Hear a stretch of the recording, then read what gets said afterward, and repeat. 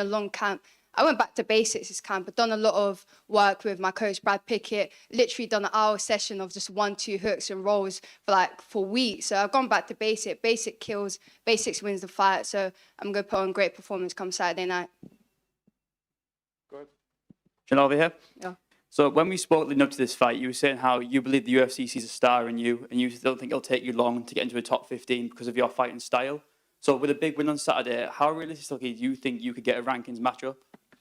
I'm taking as every fight that comes out. I love fighting. I want to be active. I just want to fight everyone. I want minimum 3 fights this year. Anyone can get it. I just want to fight. I'm still young. I'm only 24 years old, so I have ages in this game. I have ages in UFC to climb the rankings. But when I fight for the belt, I want to be 100% ready. So when I do win the belt, I'm not giving up anytime soon. And making your debut here in London, what has been the fight week experience like fighting at home compared to having the Contender Series in the US? What's that been like for yourself? Yeah, fighting in London is so surreal. I literally live down the road, live about half an hour away. So I literally took an Uber here on Tuesday morning. So it's sick fighting in my hometown. A lot of my family friends coming to my fight. A lot of my family friends hasn't watched me fight in ages, so I'm excited to put on a great performance for them. Obviously, fighting in Vegas is amazing. It's surreal. It's what dreams are made of. But London, born and bred. And last one from me. I'm asking every UK fighter on the card, with the White House being one of the most talked about moments in MMA at the moment, I'm asking what would your ideal venue be for a UK version of the White House, and who would you want to fight on that card? Imagine fighting at like Buckingham Palace. That would be so sick. It's like, oh, that's an amazing venue.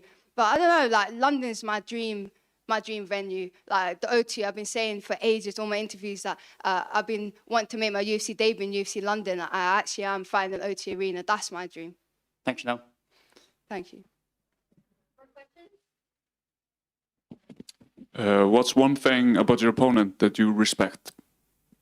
You have to respect everyone that gets inside the octagon. It's a hard game. Everyone puts on a great camp to put on a great performance for the fans. So I respect every single opponent that wants to fight me, that makes it to fight that. So big up respect to us. You'll make weight tomorrow, hopefully, and then we get cracking. Do you have a message for? Yeah, time up, make weight so we can actually fight, so I can knock you out and get a bonus. Right. All good, everyone? Thank you so much. Well, thank you.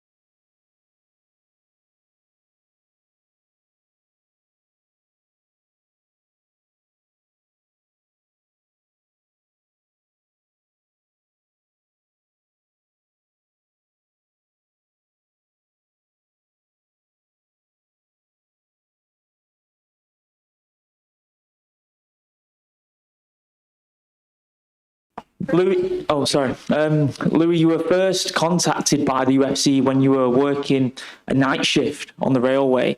These are the events that you visualized on those night shifts on the railway. How does it feel to finally be here and you're about to make a huge statement?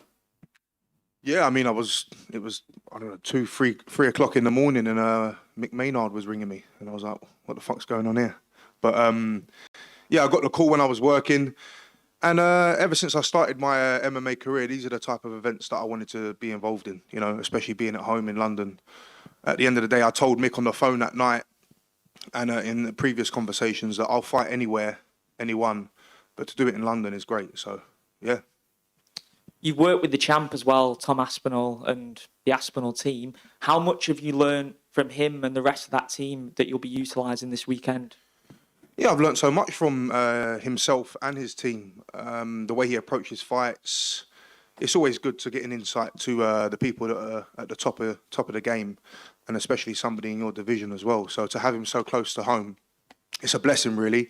Yeah, just so much. Not stylistically and stuff like that. It's more so how he approaches fights, mindset, nutrition, that kind of stuff, you know. You've got a great... you know, in past, the heavyweight division is the reason why people want to get in the seats and watch, really. Yeah, I'm the type of person, I'm explosive, you know, I can talk some shit. And my fighting style is exciting. I don't think I've ever been in a boring fight, really, thinking back now. But yeah, I mean, these are the type of people, you know, you need in the division. And it's lacking it a bit at the moment, but with a few signings, I'm sure the heavyweight division will be on top again. So yeah, someone like me is here to do that. Perfect, thank you. Birgir Guðmundsson from MMA News in Iceland. If everything goes perfectly for you on fight night, what does that look like? If everything goes perfectly, I mean, what is a perfect night? I don't think we live in an ideal world. But in an ideal world, as soon as I clean Brando out, I mean, yeah, I'm looking at that sort of top 15 again. You know, I came in and fought someone in the top 15 on my debut. Didn't go my way, but yeah, I'll fight anybody anyway. I know it's cliche, but a perfect night would be a good finish, and then whoever wants it next, anyone can get it. Okay. Do you expect this fight to be more technical or an all-out war? I think as heavyweights, we always think it's going to be technical. But to the people watching on the outside, it's probably going to be a slugfest. I think it's going to be a good first 5 minutes. Okay. Do you have a message for your opponent? Be ready. Brilliant. Louis, over here. Yep. You fought in some of the major organisations outside the UFC. What has been the biggest difference now you're inside the UFC fight week, leading up to the fight? What's the biggest difference being in the UFC for yourself? The UFC is the pinnacle. Obviously, people say that, but until you get here, you obviously realise that in terms of the way they treat you. They bring the PI to the hotels, preparing your food and things like that. It's just the way they look after you. That's the ultimate difference I see in the other organisations compared to the UFC. Yeah. And the O2 crowd on Saturday is going to be electric. And obviously, you're She's electric. Thank you for that. And the crowd's going to be insane. And you know, you're someone who you feed off that crowd energy. You can see it when you weigh, you can see it when you fight. And so, is that something you dreamed of when you were first coming up fighting in London in the UFC? I think I dreamed of it as a little boy, in terms of not just in MMA, but just whatever sport I chose to play. I always envisioned big crowds, big noise, and me putting on a performance. So I do feed off that, whether it's negative energy in terms of like the boos. I mean, I've been in France before, they booed the fuck out of me, but I really enjoyed it, you know? And whether they're cheering for me or booing for me, either way, I'm going to put on a show. So, yeah. And last one from me. I'm asking every UK fighter on the card today. The White House is probably the biggest talk about news in MMA right now. What would your UK equivalent venue of choice be for a UK version of the White House? And who would you want to fight on that card? I would say 10 Downing Street, but fuck that. That's a bit boring. One for me would be something at the Tottenham Stadium, the Spurs Stadium. I'm a massive Spurs fan, so something at the Spurs Stadium would be pretty good. Headline in the Tottenham Stadium, because then I can pop across the road, grab some chicken and chips, and head to my nan's house. Yeah, that would be ideal. And who would you want to fight in the Spurs Stadium? Fucking anybody. Thanks, Louis. just right there. I just want to come back on the situation of the heavyweight division. What your thought about Pereira against Gan, the combined event of the White House, and your prediction about this fight? I think it's a really good matchup. I think the matchmakers have done well with that one. Obviously, we're expecting a good technical stand-up fight, you know. But I keep toing and fraying. I think yesterday I was like, I think Cyril Gahn could probably do it. He's technically very good. But then again, I never like to write off Pereira. I think what he's done since he's come into the UFC and in the sport in general is something really good. And I think if he can get the job done that night, I think it puts him into that sort of GOAT contention, if I'm honest, yeah. So I don't have a prediction, because tomorrow I'll change my mind, but hopefully it's a good fight. And for your fight, do you have a prediction, like a precise prediction? I'm going to knock Brando out by axe kick.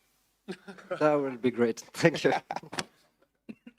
You've mentioned you are a sports fan, so I want to ask what you say about their form right now. Next question, please. The form has been terrible, to be fair. Hopefully I can bring some light to the Spurs fans. But last night was a good result, I guess, against Atletico. But yeah, we've got some serious problems and it needs fixing. So hopefully we can stay in the Premier League and, you know, kick on next year. Yeah. Louis, right here. Back, yeah. Hello. Hi. Your opponent Brando is a KO King, and you are a KO King. What do you think his style suits you better than Walter Walker's style? And maybe a performance bonus or a fight of the night bonus? You will see. For sure. I mean, get your checkbook out. Stylistically, it's great because I think every time I've got to sort of this level, they've always matched me against grapplers and wrestlers. And as you know, it's that classic grappler versus striker stuff. And yeah, Brando has a good pedigree in kickboxing and Muay Thai. I mean, I have a decent pedigree in boxing myself from a young age. Stylistically, it's great because it's going to be two big guys with good pedigrees in the striking. So, yeah, I think stylistically it's great. It's a good matchup. So I think Maynard's done a good job there with that matchup. So hopefully it's going to be a fan favourite. And back to the football. I'm a big Nottingham Forest fan, so I... Oh, no. Security, please. I hope both teams will stay in the Premier League. Just that's it. Thank you so much. Good luck on Sunday. I think we have Forest. Yeah. Thank you. Just one here, Louis. Do you feel, you know, now that we're in fight week, any extra pressure coming off a loss? Do you feel any bigger weight on your shoulders knowing that you need to go in there and almost make a statement now in London? No, there's no pressure at all. I mean, this isn't new to me. I've lost before. This isn't the only sport I've lost in. I've lost, you know, boxing when I boxed as a child, rugby games. You know, losing is part of the sport and you have to learn how to deal with that. And I've always bounced back very well from a loss. A loss has always served me well. I learn a lot from losing, even though I hate it. But there's no pressure. I just like to perform. And, you know, what was gutting about the Volta fight is that it was short-lived and I didn't get to express myself. So, yeah, there's no pressure on me. I like to, you know, wipe my mouth of it and just get back on the horse. Yeah, as you said, it was short-lived. How much can you take from that from your UFC debut? How much did you actually learn from that entire process? I still learnt some things. When I was in there, again, I didn't feel any pressure. I looked at my corner and was like, you know, this is where I belong. And I knew on the feet that I had his number. From the first 10 seconds after we touched gloves, I see the shots that could have got him out of there. But, you know, in this sport, you zig instead of zagging, and you can get caught. And I think his only way to get me out of there was the heel hook, and he executed. And I think I missed my right hand by millimeters. And but look, I broke the guy's leg within one leg kick, I think it was. Snapped his leg in half. So I take that as a positive. I mean, crushing some bones is always a positive. Yeah. All good, guys? Thank you so much. Nice one. Thanks, guys. See ya.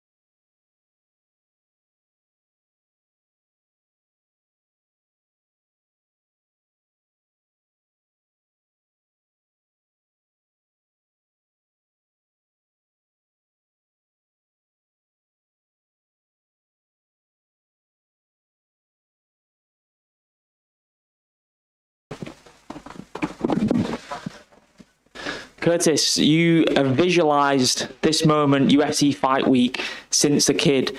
How amazing does it feel? But at the same time, you've got to kind of check yourself and be like, right, we've got here now. This is the start of the journey to the world title, because you're super, super ambitious for such a young guy. That's it. I just need to make sure I stay humble, stay grounded, and know where I need to be. And this Saturday is definitely what I need to do, and make sure I put a big performance on. I'm on the big stage now. It feels amazing to be here. I can't put it into words, but this is what I work for, and now I need to show it.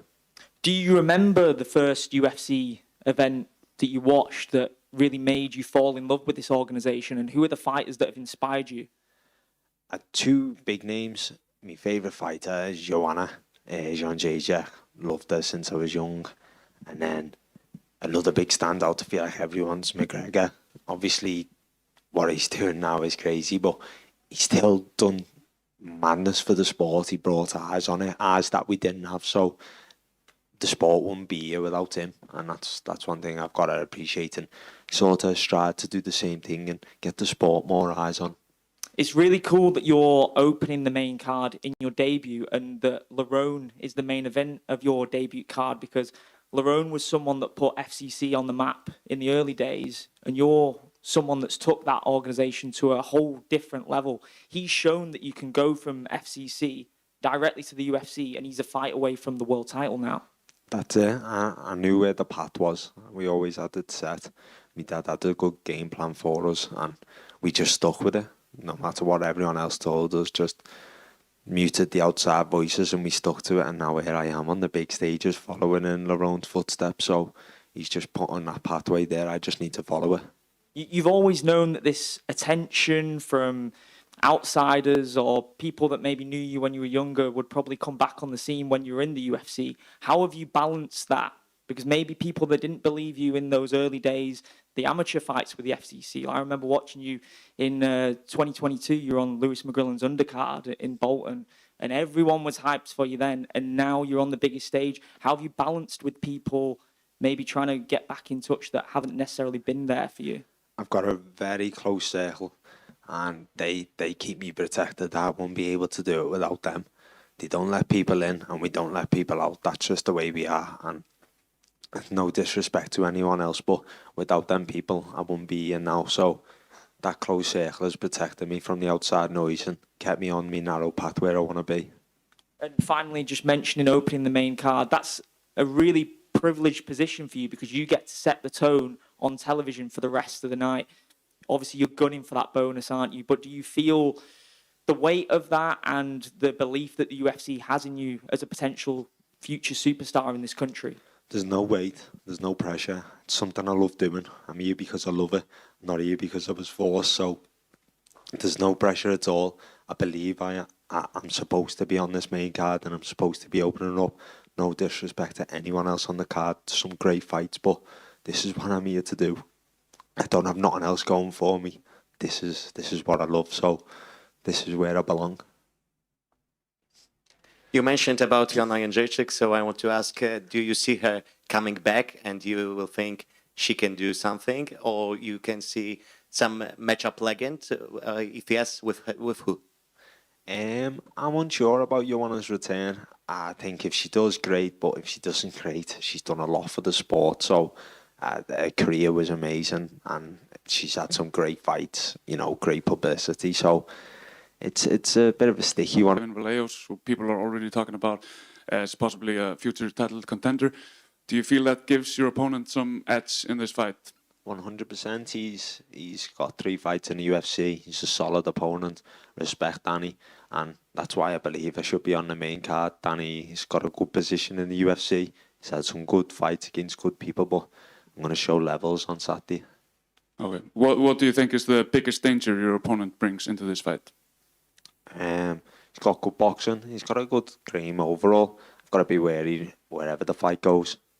Okay. And a perfect fight for you, what would that look like? A nice early night and 100 grand. Brilliant. Thank you. Hi, Curtis. I saw you had the pink shorts for fight night. I mean, how cool is that? How are you? I'm assuming you're happy with them. How sexy are they? Yeah, exactly. Yeah. I mean, I was over the moon to get them pink shorts. Big Hunter pulled it out the bag for me, so can't appreciate them enough. Yeah. But yeah, it was crazy seeing them. I know obviously there's been some controversy with it, but for me, that's where they belong. Get the hot pink tighties on. I also want to say, obviously, a couple of the scouts on the card in Shem and Luke. So, I mean, is it pretty cool for you to share UFC debut with those guys? Yeah, definitely. I've got all my team here, so it's nice to have them around. But they're also familiar faces. You know, they're from the same city, so it's nice to share a card with them. We're having a big, massive Scouse army come down for all of us, so we're gonna blow the roof off. Cheers, guys. Thank you. Curtis, just here. Liverpool seems like it's currently on a hot streak of producing like some of the best fighters in this country. And I'm curious, who do you believe is the next star to come out of Liverpool? Oh, there's a few bangers, you know. I'd probably say one of the boys, Conor Walsall, Charlie Barmer, 2 killers coming up. And then if we're talking younger generation, there's 2 little killers, Dylan Irwin and Liam Mulligan. Scary young generation. I'm asking every UK fighter on the card today. Obviously, the White House is probably the most talked about event in MMA right now. What would your choice of venue be for a UK version of the White House, and who would you want to fight on the card?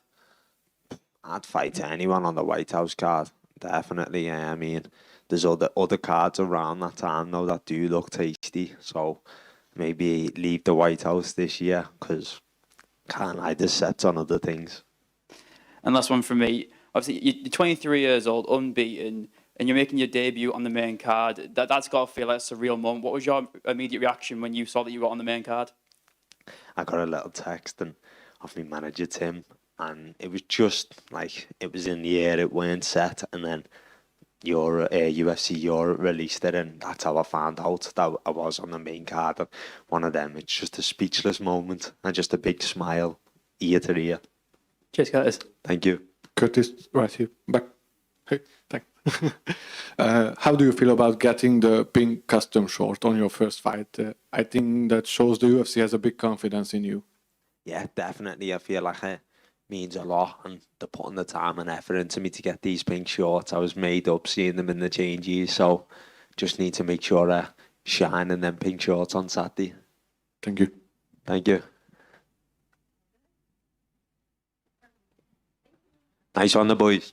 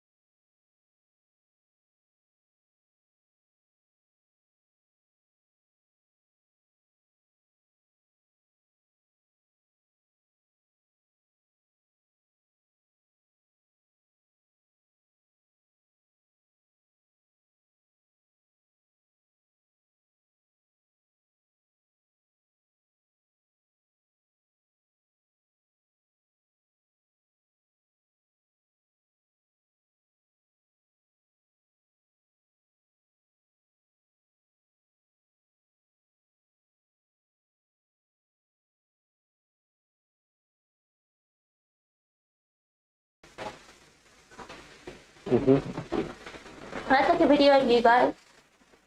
Just to say hi. Yeah. You ready? Is everyone? Hi. Thank you.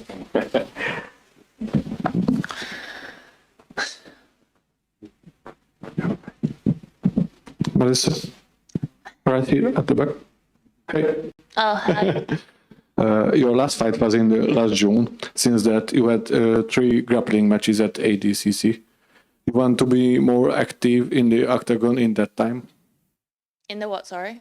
In that time. So your last fight was in last June. Yeah. So in the meantime, you had 3 grappling fights. Yeah. So you want to be more active in the octagon, or you are good with that? I don't know if you're aware of my injury. I tore my retina in my right eye, which is my good eye. Hence why I wear glasses. So I was actually out after a serious operation. Took a bit of like a confidence knock. Like, was I not going to be able to continue fighting? Like, it's a life-changing injury. Would it re-injure? And then obviously, I had the doctor confirmation that the eye was probably stronger than it was before, due to the operation and some human body situations that allow your body to be better than it was before. And basically, for me, the reason I entered the grappling competitions was to get rid of performance anxiety, which I feel like I've discovered since entering the UFC. For whatever psychological reasons that is, they're there. So I just wanted to perform more and get used to bigger stages and performing in front of crowds, taking those wins where I could. So yeah, an ADCC, I took one win, but I was really ill, sleeping in the, what do Americans call them?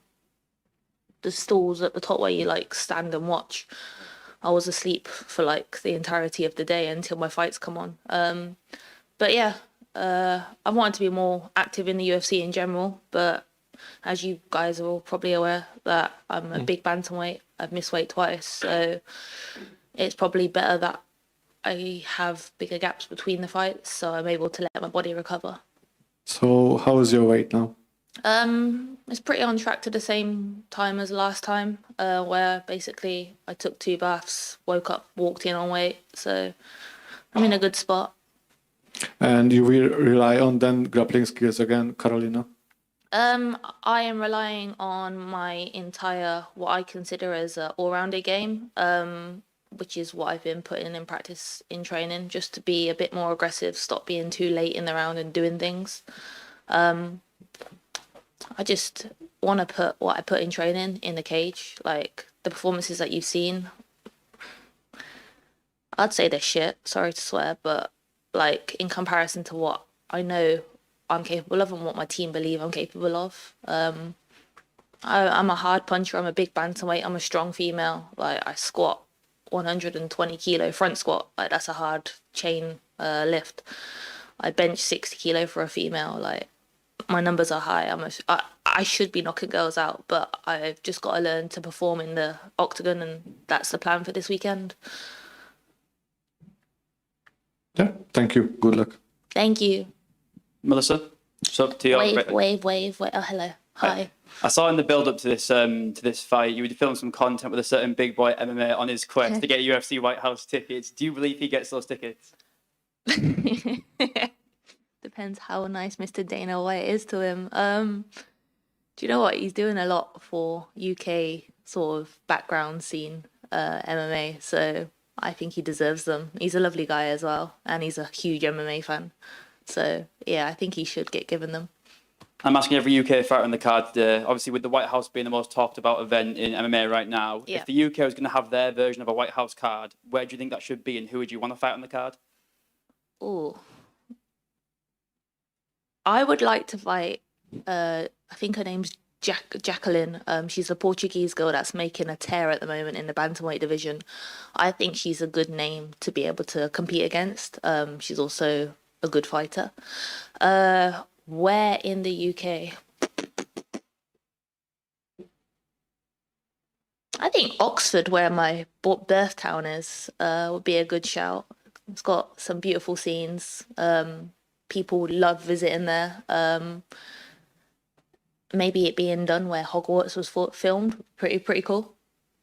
Thank you. No worries.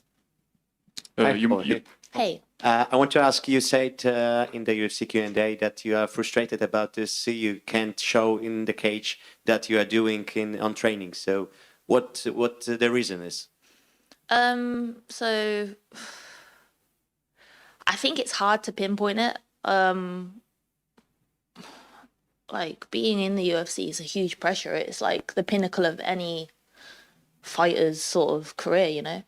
Like, to get a loss on the stage is massive. Like, in the flick of a switch, they'll just cut your contract if they don't like you, if you don't perform. I mean, I've not been knocked out. None of my fights that I've lost have been not interesting, but they've not like been boring, if that makes sense. And the fights I've won, I've finished both of them. I think in the first minute, I just gotta go. Like, I can't allow myself to watch the fight. I can't allow myself to watch my opponent, which is what I found in my last fight. If me and you were fighting right now, I'd throw a jab, and then in my head, I'm like, throw a cross, but the cross wouldn't connect, like, in terms of from here to here, my arm's not doing anything. So it's just crap. So I've been working with Micah, the PI sports psychologist. A lot of the fighters work with him, and he just put me on different rhythms and mindsets, like resets, intentions, pillars and stuff like this, in order to experience those during fight camp, in order to be able to put those in the cage. So there's going to be a lot of like just mindset building that's going to be coming into play into the cage. Like, allowing myself to develop that has been key. So do you think sometimes mindset and training your head is even more important than sports training? Oh, 100%. Like, it's unnatural, you know? Like, we train because we love it. We do this career because we love it. Like, not many people like getting booted in the calf or dropped in a fight in front of thousands and millions of people watching, you know? So it's got to be something else behind it, and mindset's the other thing that links everything that makes your body work. So yeah, I think mindset's a huge thing. Plus, if you want to knock someone out, you've got to go for it. One question over here. You mentioned wanting to fight Jacqueline Cavalcanti. She's ranked number 10. With an impressive win on Saturday, are you expecting a ranked opponent in your next fight? I will take whatever. Oh, this is so cliche, but I will take whatever the UFC gives you. You can't say no, otherwise you become just another number. So, in my opinion, if they offered me Jacqueline, I would say yes. I have to say yes, but I doubt that they'll give me her. So, if they gave me a ranked opponent, and I've floated in the top 15 in and out, but because I'm an inactive fighter compared to a lot of the fighters, unfortunately I don't get to fight as often, so I don't get to like rise as quickly.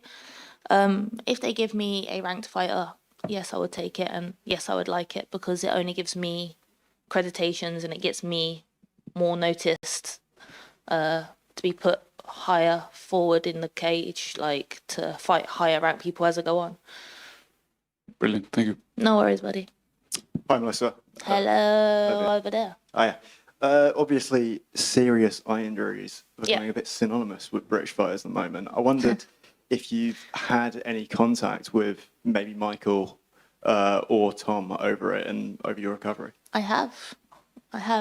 Michael, so funny connection. Michael's got a really good friend called Daz, who's a referee coach / judge in Muay Thai scene of UK. So I know Daz through my coach Pindi, who's a Muay Thai legend in the UK. And he put me in contact with Michael, and Michael dropped me a DM, and he just kind of solidified kind of how to take the recovery of the injury seriously, but to know that I was okay, and so on and so on. Like, a really kind gesture for him to, in that moment, especially in the first 8 weeks of recovery, to hold on to, you know. And he made his career continue after some madness. So, yeah. Not Tom Aspinall, though. No. I was going to ask, because obviously Michael went on to do very, very great things with that eye injury. Does that sort of, you mentioned your performance anxiety, does that act as sort of inspiration that you can still go on and achieve your dreams in this business? Yeah. As soon as I knew I was recovered, it was a lot easier. Initially, as I mentioned, like, it was like, is this make or break my career, you know? I'm 34, 35 this year. I'm not a mum yet. Would like to be a mum one day. I own my own kids academy levels, mixed martial arts in Coventry. I've got a career beyond the UFC. I'm a person beyond the UFC. So like, do I risk it? Is it worth it? And for me, at that point, it was 50-50. Like, was my career over? I didn't know. But once sort of I started training on it and training again, that's when I knew I couldn't leave yet. It wasn't over for me. So hopefully I'll be on to bigger and better things. And yes, at that point, when I had that sort of information from Michael, it gave me sort of a hope, a glimmer, something to hold on to. Perfect. Cheers. No worries. Am I done? Cool. Cool. Right. Thank you, everybody. I hope you have a good interviews with everybody else.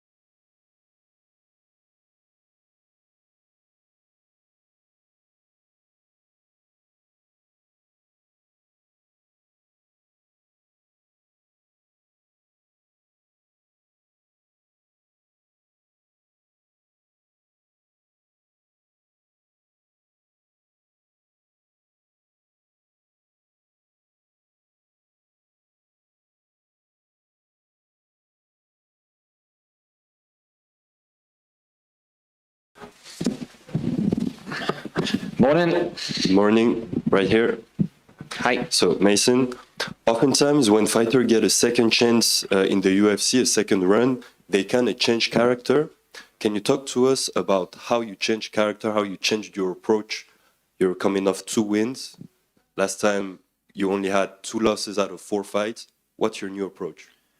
I wouldn't really say it's a new approach, more so as I'm just wiser this time. I was young at 25 coming in the last time, and it's very hard when things are taken out of your hands a little bit. Like my debut against Mike, I watched that back so many times and I still thought I'd done enough to win that, even though I clearly didn't. The Alan Patrick fight went the way it did, where I literally smoked him for 2 rounds and ended up with no contest. So then I went into that 3rd fight, carrying so many injuries and niggles, and I needed to just make it paycheck to paycheck. So I was like, I need to get this win in, and I secured a win, but I still felt as if I was sort of chasing my tail. And then the 4th fight come, and it was non-stop pullouts and circumstances and changes, and just it was a lot of things I can say, but it's just excuses on my end. I didn't perform. The 4 fights I come last time, I just didn't perform. I didn't do what I needed to do. This time back, like when we chose to leave the UFC, I felt I just needed a break. I felt like I needed to rebuild, and I felt like I had a lot of learning to do. And I stepped back. I had to work on a lot of things. I had to trim down a lot of things, my friendship circles, my family, and it was a lot of things I needed to sort of release before I felt like I can really start building up momentum. And I went back to Cage Warriors. I started walking through fights, and the UFC offers straight away were coming in from the start. And then when it worked out the way it worked out, because before Jeremy Stephens, I got offered 2 UFC fights before the Jeremy Stephens fight, and there was another 1 or 2 I put my name in for that never worked out. So it was the UFC offers were flooding in for 12 months, and then I took a fight. The opponent turned me down on 5 days, and then the Jeremy Stephens call came, and everything's just worked out the way it has. And it is definitely a wisdom approach. Like you asked what had changed. It's just I'm wiser the way I do things, the way I'm more patient now. I'm more laid back. Like last time we joked about it. Last time I was in London, it just, everything went wrong from the time I arrived. My mindset was wrong. The approach to the fight was wrong. I took on Ludwig Klein, who's a serious opponent, on 10 days notice. And I'd been preparing for a completely different fight, and I went in there, and it's still a fight I should have won, and I fought it stupidly. So I'm just more, like I said, just more intelligent in a lot of things, wiser. Like intelligence is something you have, whether you have it or not. You're either intelligent or you're not. Wisdom is something you gain with age, and it's an experience thing. But it worked out so far, like you said. In your last fight, you had a tough start against Okibolaji. What kind of adjustment did you make, considering you ended up with the win, but it was a tough start for you?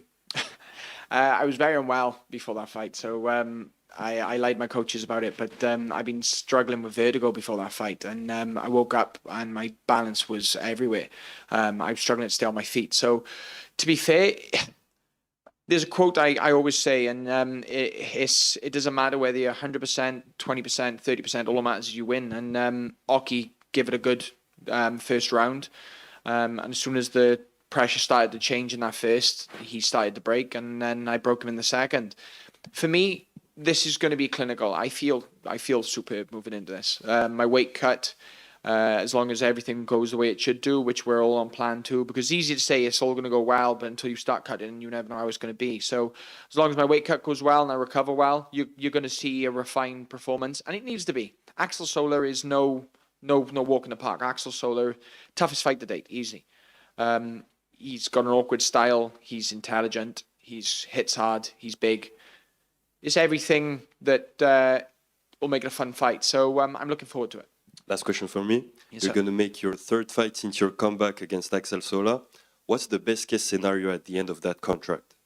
For me, there is nothing above Axel Sola. There's 4 fights on my contract, so I'll have one more after it. But if I try and look above Axel Sola, I'm going to end up getting taken off at the knees. I need to focus on Axel. There's things I want to do, obviously, like we've called this my third foundational fight. And I mean that by, if I beat Axel, my foundations in the UFC are set. That means I can start reaching and I can start building up and I can start looking at a number. And I'd love to get my face on a poster, even if it's an Apex one. Thank you, Mason.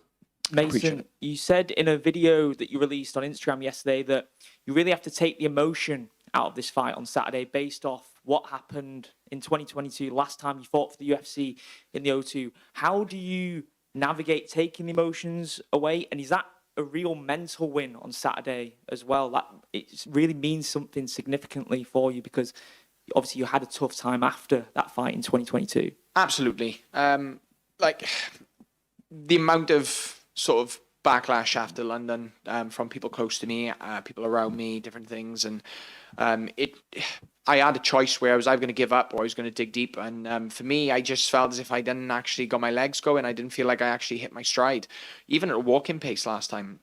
Like my last 4 I did in the UFC, the first stint I had, every single fight I felt like I didn't deserve to be there. I didn't feel as if I was ever secure.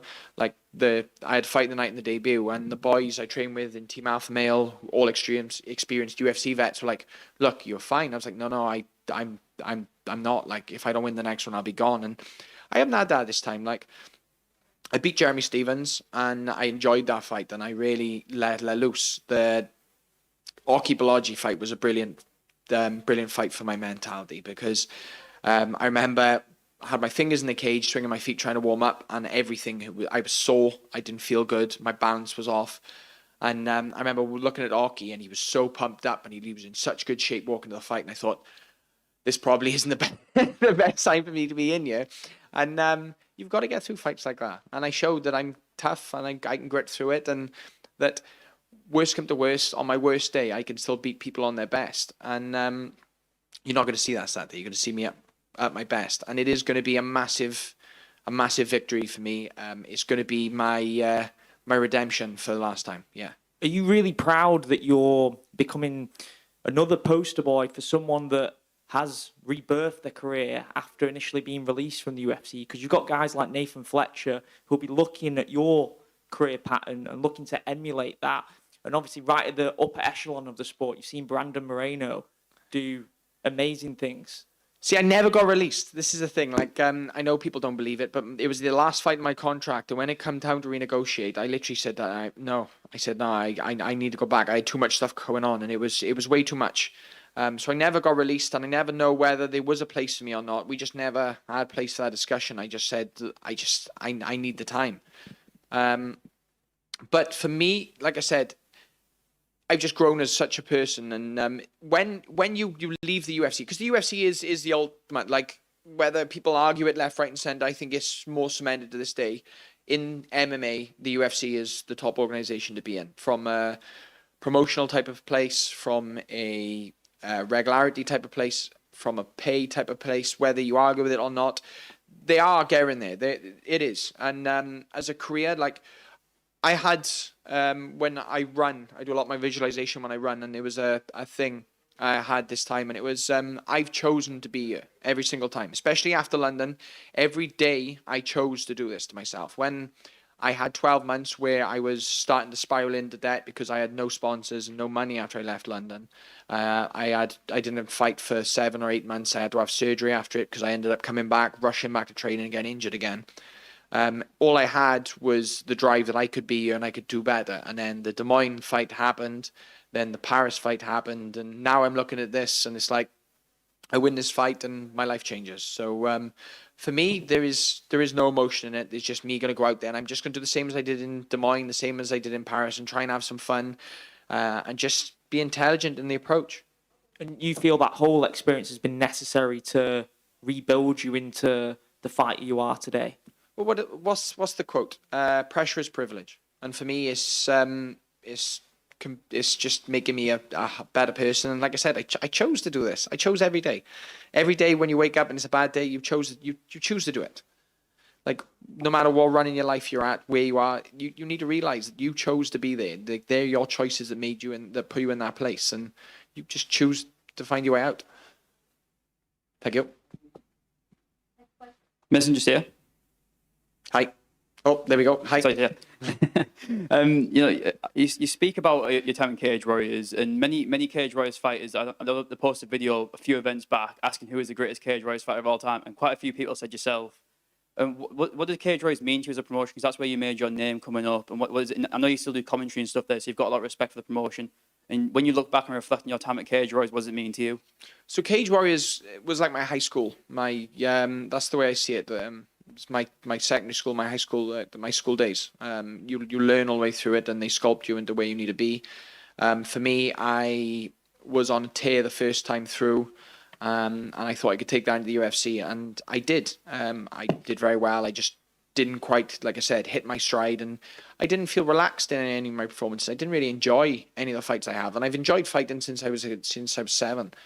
So it was just a lot of stress, a lot of pressure behind it. And this run, I haven't felt that. This run, every single time you see me laughing and giggling. And even the hockey fight, my coaches come into the corner at the end of the first round. And the first thing I said was, I don't feel great. And they started laughing at me, and they said, well, you're in it now. Strap down and let's get it going. And we just laughed. And you can watch it back and see Bisping says Oki's corner was kicking off, even though he won the first round. And my corner were just laughing at me. And that's the approach we have. We're just here to enjoy ourselves and be wise and smart and take the emotion out. Like this thing is like, I go out there and it's to be a scalpel. It's not to be an anvil. It's not to get hit against and to prove that I've got a good chin. I know I've got a good chin. I don't want to do that. I want to go out there and I want to decapitate someone in the first few exchanges. I want to be skilled. I want to be tight, and that's what we're going to show. You spoke about choosing not to re-sign with the UFC. That's something that's very rare. It doesn't happen very often. At that time, did you realise how big of a gamble it was, and was it a hard decision to make? It wasn't so much that. It was just the UFC is the best of the best, like the 1%. So you're going in there, and it doesn't matter whether they sign someone. I fought David Onama on 10 days' notice. Like they told me they're signing someone at featherweight. You'll walk through him. He's nothing. And then I fought David Onama, and it was just like, and look at David's career so far. David's done amazing. So it's like, you never know you do know. You know every single fight's going to be a serious test, every single time. And they're only going to get harder, and I'm looking forward to it. I am looking forward to it, because the more momentum I build, and the harder the opposition I fight, the better I'm getting, and the more refined version you're going to see. And for me, like, I look back at my Cage Warriors days, and even when I left the UFC, I went back to Cage Warriors. I never once had to think of this fight is going to be difficult to do this. I hardly even looked at my opponents. I looked at them, did literally 10 minutes of breakdown and was like, yeah, I'll walk that. And I walked them every single time. The only fight I didn't was my last fight in Manchester, and that was because he said in the interview that he was going to make me wrestle him. And I was like, okay. And then you've seen the Michael Palagnani 3-round war. So, yeah, I enjoy fighting. I love fighting. And I enjoy the science behind fighting. And you're going to see a scientific fight this Saturday. Last one from me. I'm asking every UK fighter on the card. With the White House being the most talked about event, maybe in UFC history, it's gone crazy. If there was going to be a Welsh version of the White House card, what venue would you choose and who would you like to fight on that card? Well, there's only one venue in Wales where you can put it in that's big enough, and I'd love to headline that card. Obviously, there's only me and Oban in the UFC at the moment, so we do need some young fighters coming through and some more Welsh prospects, and they're coming. They are definitely coming. There's levels and people coming through all the time. But for me, like I said, fight in London, and that's my whole goal. That's my whole mountain, and we'll see what's next after that. But yeah, there's a lot of fun places to fight, and I'd love to come back to Wales eventually and fight. But that's a conversation for a few fights down the line. Thanks, Mason. Thank you. Just right here. Hi. Do you, after talking about visualization and being focused on Axel Sola, did you identify some strange or holes in his game? And if we play the game of the prediction, what did you saw for you as a win for Saturday night? So Axel's very rangy. He's 6'2", so he's long. We've got the same reach, but his reach is definitely going to be longer than mine on fight night because he's got the length to his body and he fights so bladed. Sorry, he kicks very well. He strikes very well. He throws in twos a lot of the time. He's very strong wrestling. He has decent ground game off his back, but he doesn't like to do it. There's holes everywhere. The same as he's looked at me and he's obviously found holes in where he can see. I expect I know what he's going to look for, and he sort of knows what I'm going to look for. We all know how it goes. It's just going to be a fun night. Like I'm really looking forward to go out there and taking the fight to Axel and really digging in and being the cleaner guy. But it is going to be a precise fight. Yeah, like I'm interested in starting on the feet the same as Axel's interested in keeping on the feet. I'm not against taking it down to the floor, but I always like to come for a fight. I'm never going to be one of those guys who looks to take someone down, just hold them down or pressure them against the cage. Axel might do. We'll see. I've seen in some of Axel's fights, I've watched a lot of Axel's fights, where he's ended up in wrestling exchanges and held the fight out and had to stall it out for a few rounds, and I have no intentions of that. It'll be a high-paced fight from the start. And do you think for both of you the reward will be a top 15 fight after that? With, for me, yeah. For me, definitely. Like I said, there was no space in my mentality for anything else. I beat Axel Sola, whether it's 3 5s or 1 5 or 1 minute or 30 seconds. I beat Axel Sola Saturday night, and that's my foundation set, and I can start flying. Thank you, sir. Thank you. Mason, right here at the back. Yes, sir. Hi. You are in a 6-5 winning streak. Axel is in 4. I think both of your styles predicts the fight of the night, and loads of fans says this is the people's main event. So, what do you think? You will get a fight of the night or performance of the night bonus? Honestly, my entire vision in this fight is just to beat Axel Sola. Like, I went into London having to make a splash. I needed to, because I needed to prove that I deserved to be there. I have nothing to prove this one. I deserve to be here. I'm an amazing fighter, and I'm better than 99% of people. I'm going to prove eventually that by the time I start climbing that top 15, I'm going to keep improving, and I'm going to be good enough to be number 1. And the only way I do that is by breaking Axel Sola. And it doesn't matter whether it's a finish, whether it's a points decision. It's going to be a fun fight. Everyone knows it's going to be a fun fight. If he wants to make it a boring fight, he can try and make it a boring fight, and I'll just elbow him to pieces. So for me, it doesn't matter whether I get a bonus or not. All that matters is beating Axel. Obviously, I'd love to have an extra 100,000. Me and my partner want to buy a house soon. But if I start looking at, oh yeah, if I do this and do that and do this and do that, or if I bring in this, it'll be a fun fight, I'm just going to go out there and beat him. That's all that matters. Thank you very much and good luck. Appreciate it. Thanks so much.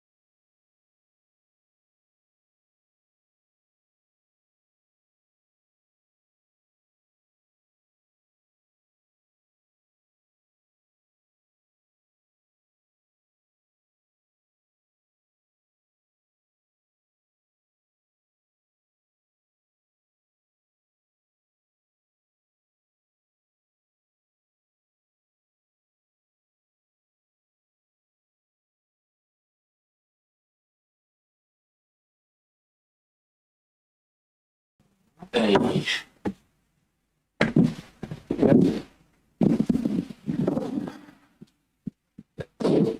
Okay, working. Hi, Mopsar. Right there. Okay. Hey. So yesterday you said that those couple days were very tough for you. There were some rumors about you not being able to fight this weekend. Can you address the rumors? Thankfully you're there. But can you talk to us about those last days? You know, it was looks like London not accepting me, like, you know, not inviting me, but I pushed all my willing and finally I get here. Yeah, thanks God. And it was a little issue with my visa. You know, it was literally, I just go to an embassy and ask the main guy who working there, just please give it to me, because now all my career depend on this visa, and they helped me, and this is the only thing what helped me with my visa, to be honest. Otherwise, it can like take couple more days, which is like, you know, yeah, no more fight for me. But I'm here. I almost finished all this media because I came late, and I think couple more interview, and I'm good to cut weight and fight. Thankfully, you got the fight. Okay. Many people think that your only way of winning against Laurent Murphy is on the ground, because he's an excellent striker, but you're an excellent striker too.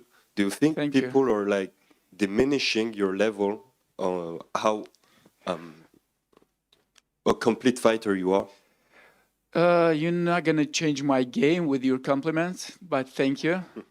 Yeah, the only way to win, I'll be stupid if I don't use it. I'll use everything what works, and we'll see Saturday what will work. One of the reasons people think that you're quote-unquote a boring fighter is because of the high number of decisions that you have, 12 wins by decision. Is it on your mind to, as your game evolves, to try to finish the fights more, or are you just about winning? You also think I'm boring? I think you're a great fighter because I'm a lover of MMA. Because only casual people think I'm boring. They don't understand what the MMA really means. But people who know the game, they know that it's not easy to be on this level and like stay undefeated, always win fights, and being number one ranked is like not joke, I think. But I'm always looking for finishes. Maybe it's not my style, like, and maybe I'm more just, you know, do something to make my opponents tired, you know, yeah, just, like technical work, you know, it's because at the end, victory is the most important part of the fight, right? So, okay, if I have finished, but I didn't win, like if my opponent finished me, maybe my fans will be happy because it's like a first finish, but not from me. I don't accept this. Thank you, Mofsar. Good luck. Thank you. Just right here. One of you guys will lose their invincibility in this fight. Does this value had some pressure to you, or you don't care about the zero on your record? I never care about this because I know victory or loss from Almighty, and I'm glad to take all he gave me. But what I can do, push myself in training camp, do everything in the right way. So at the end, I'll make sure that I did everything correct. But the results only depends of Almighty. Thank you. Over here. If I'm not mistaken, this is your first 5-round fight in the UFC. Your Yes. opponent has gone 5 rounds twice against Josh Emmett and Edson Barboza. Do you feel that gives him an advantage? No, I don't think so. I had 5 rounds fights before UFC, and I have 10 rounds sparrings like twice a week since I began my career. And my opponent didn't fight with a fighter like me, and it will be much harder for him stay 5 rounds against someone like me. Okay. What do you believe is the biggest threat he brings to the table in this fight? He great everywhere, to be honest, and I respect him. But in Saturday, there is no place for respect. I'm coming for war. Okay, great. And if you win this impressively, what's next for you? Are you demanding a title shot after this? Let's win first, then we'll ask Big Boss what's next. Because now we know, like last year showed us that, как сказать, твои пожелания или самые вот эти... Yeah, your wishes or desires means nothing. Business working, so we're doing what better to make bigger money, like is a slogan of Big Boss of UFC right now. Do you have a message for Liron? No. Okay, fair enough. Thank you. Монстр, привет. Давай Привет. немножко на великом и могучем. Во-первых, и эксперты, и болельщики называют ваш бой, если не мисс-матчем, то прям уверен в твоей победе. Согласен ли ты с таким заявлением? И твои последние приключения с визой, насколько это пойдет тебе в минус? Или все окей? И многие. A lot of fans are saying that this is a mismatch. Everybody's pretty much sure that you're going to win. And second of all, the issues that you had with the visas, with the visa, can you talk about that one? I don't accept this. Окей, на русском, да, сказать?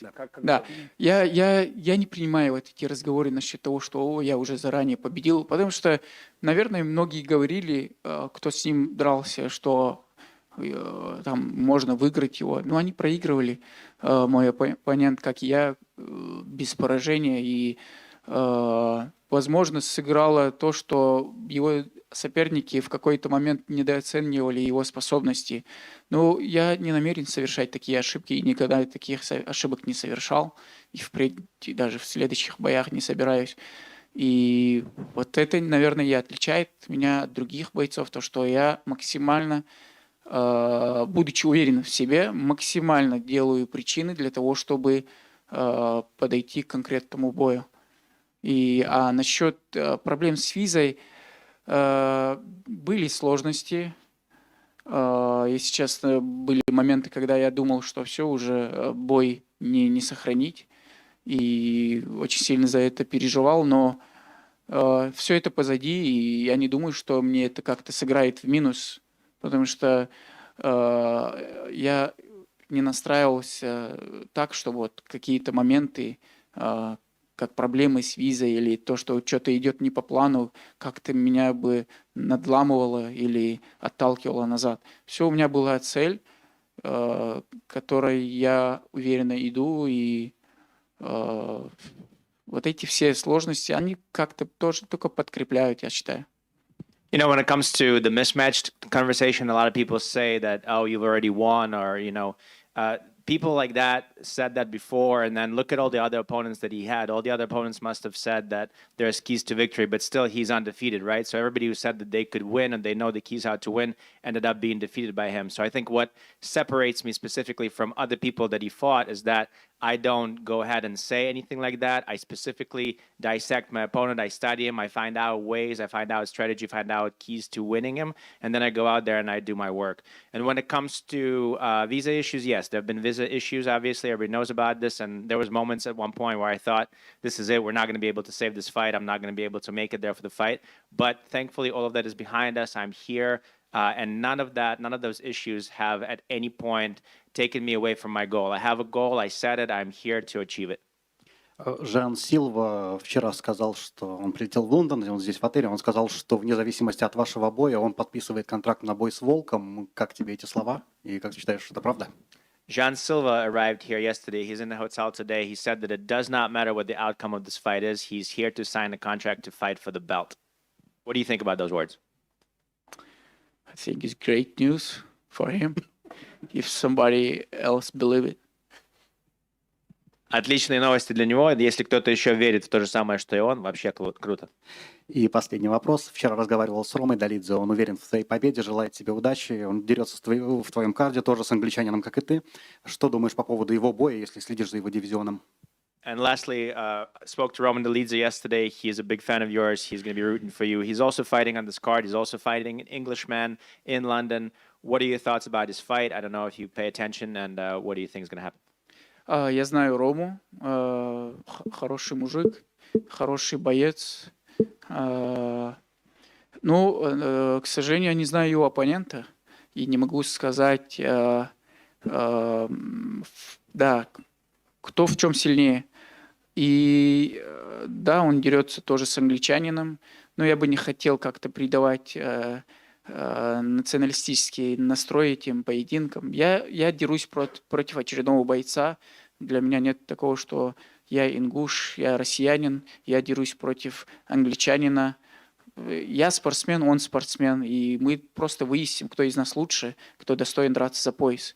И в случае с Ромой Долидзе я считаю, что будет правильнее, если вот националистические вот эти вот моменты, они вообще не будут касаться спортивной составляющей. Все, мы выясняем здесь только то, кто сильнее.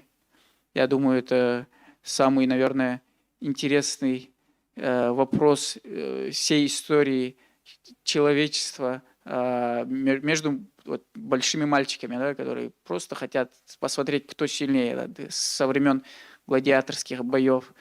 И все, мы просто играем взрослые игры. Здесь деремся, выясняем, кто сильнее, вот самым примитивным способом. Нет, я больше имел в виду, что вы приехали драться на их территории, только поэтому никакого его подтекста. Окей, я понял, просто многие тоже подтекст делают, и даже мои земляки любят вот все,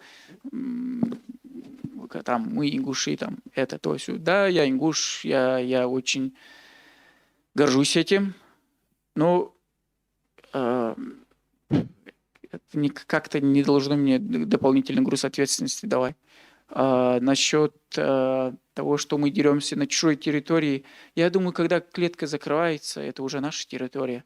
И там на меня никакого давления публика не оказывает. И я не знаю насчет других бойцов.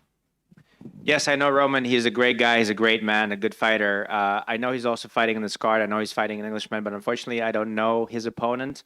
So I can't really tell who's going to be better in what aspect, what areas he should be worried about.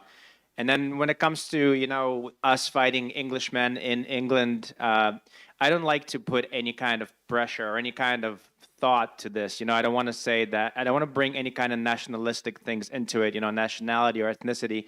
Yes, I am Ingush. I'm from Ingushetia. I am from Russia, and I am fighting an Englishman in England. But I don't think that should matter in any way. I think what's important is that both of us are athletes, and we're fighting to find out who is the strongest.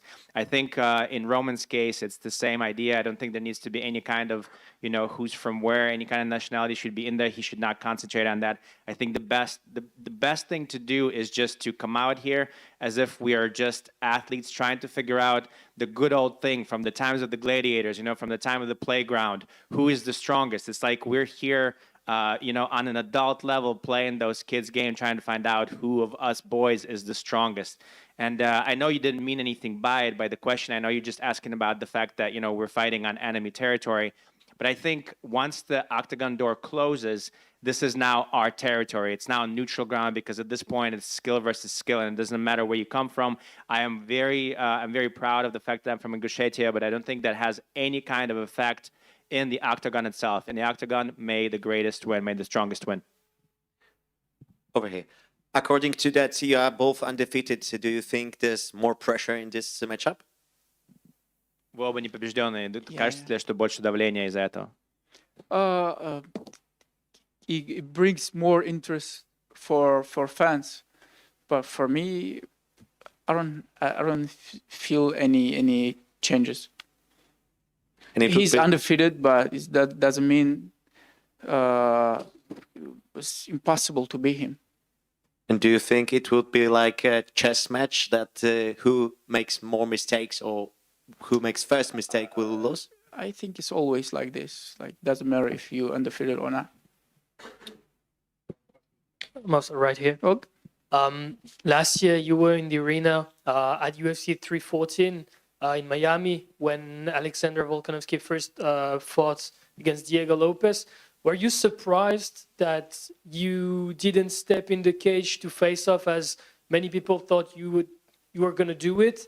And can you please tell about the feeling you had after the fight, maybe waiting for the call, and when you discovered Diego Lopez got the rematch? Yeah, I was kind of surprised when they didn't let me in, because before they tell me like be ready, maybe they expected Lopez to win. That's why they like tell me to be ready, and Volk wins and they change their minds. But I don't care generally. And also want to have your opinion about the numbers, the ranking in the UFC and what they really mean. What's your opinion about that? As we see sometimes situations where the guy that on the paper deserves the next title shot don't always get it. Like it's the case, for example, in the middleweight division, most of the people were surprised Nasser Nimavov didn't get the title shot. Yeah, numbers doesn't mean anything anymore. Like since we watched fight of Pimblet and Gaethje, I'm joking. They are great fighters. Thank you. Thank you. Good. Thank you, guys.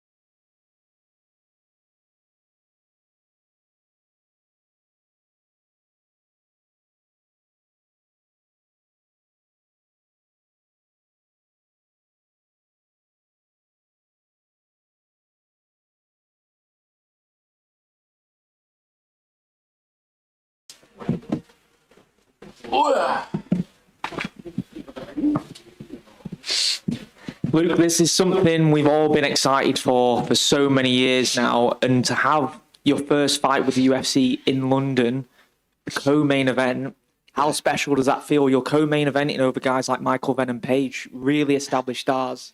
Yeah, the company's put a lot of trust into me to be co-maining on the second fight, and I'm going to show why they've done that, to be co-maining over so many names. It's mad, but I've got a lot of hate. I've got a lot of love as well for the spots I'm in. But yeah, I feel like it's going to be one of them you look back on in future time and you realise why the UFC have put me as co-main on Saturday. You are very tunnel visioned and low key. As long as I've known you, you've just turned up for fights, delivered absolute masterpieces, either knockout of the year, fight of the year. How different has it been since joining the UFC? I've not had a chance to ask you what that debut experience was like in the locker room. Was it any different in terms of the nerves and excitement? And what is a UFC fight week like for you? So much media, which you're not necessarily used to. Like you've said, I've always been laser focused, kept myself to myself. I've just always lived by the code, stay down until you come up, and I'm not up yet, so I'm staying down for a bit longer. In terms of difference, yeah, media, Obviously getting noticed a lot more. In terms of fighting now, I've always said, apart from the walkout, the bigger crowds, once you're in that cage, it feels no different to me. Feels exactly the same as my Cage Warriors fight, really. Once the octagon door is locked, it's all the same. And we spoke about this before the last fight as well, but it's so cool to have you here, co-main event, and I came to the gym August 2024 when things weren't so bright, when the contender wasn't happening, you didn't know where your future was heading. When you look back at moments like that, when we were saying, look, patient, it's going to come, is there an element of being emotional, or did you not even let that come into play because you knew it was going to happen anyway? Yeah, I always knew it was going to happen. If I look at that one in the sense of the path I was on, what happened, it was just a bit of fog on the path. I was still staying on that path, but it was just a bit lost. I didn't know. It was fogged up a bit. It was just a bit, but then it finally cleared and I could see ahead again. So, yeah, I'm just made up to be finally in the UFC, have me debut the way it did, and now being co-main in my second fight. It's unbelievable. Final one, that has actually created a pretty cool storyline because you were meant to fight Kevin Villegas. Yeah. He just won at the weekend.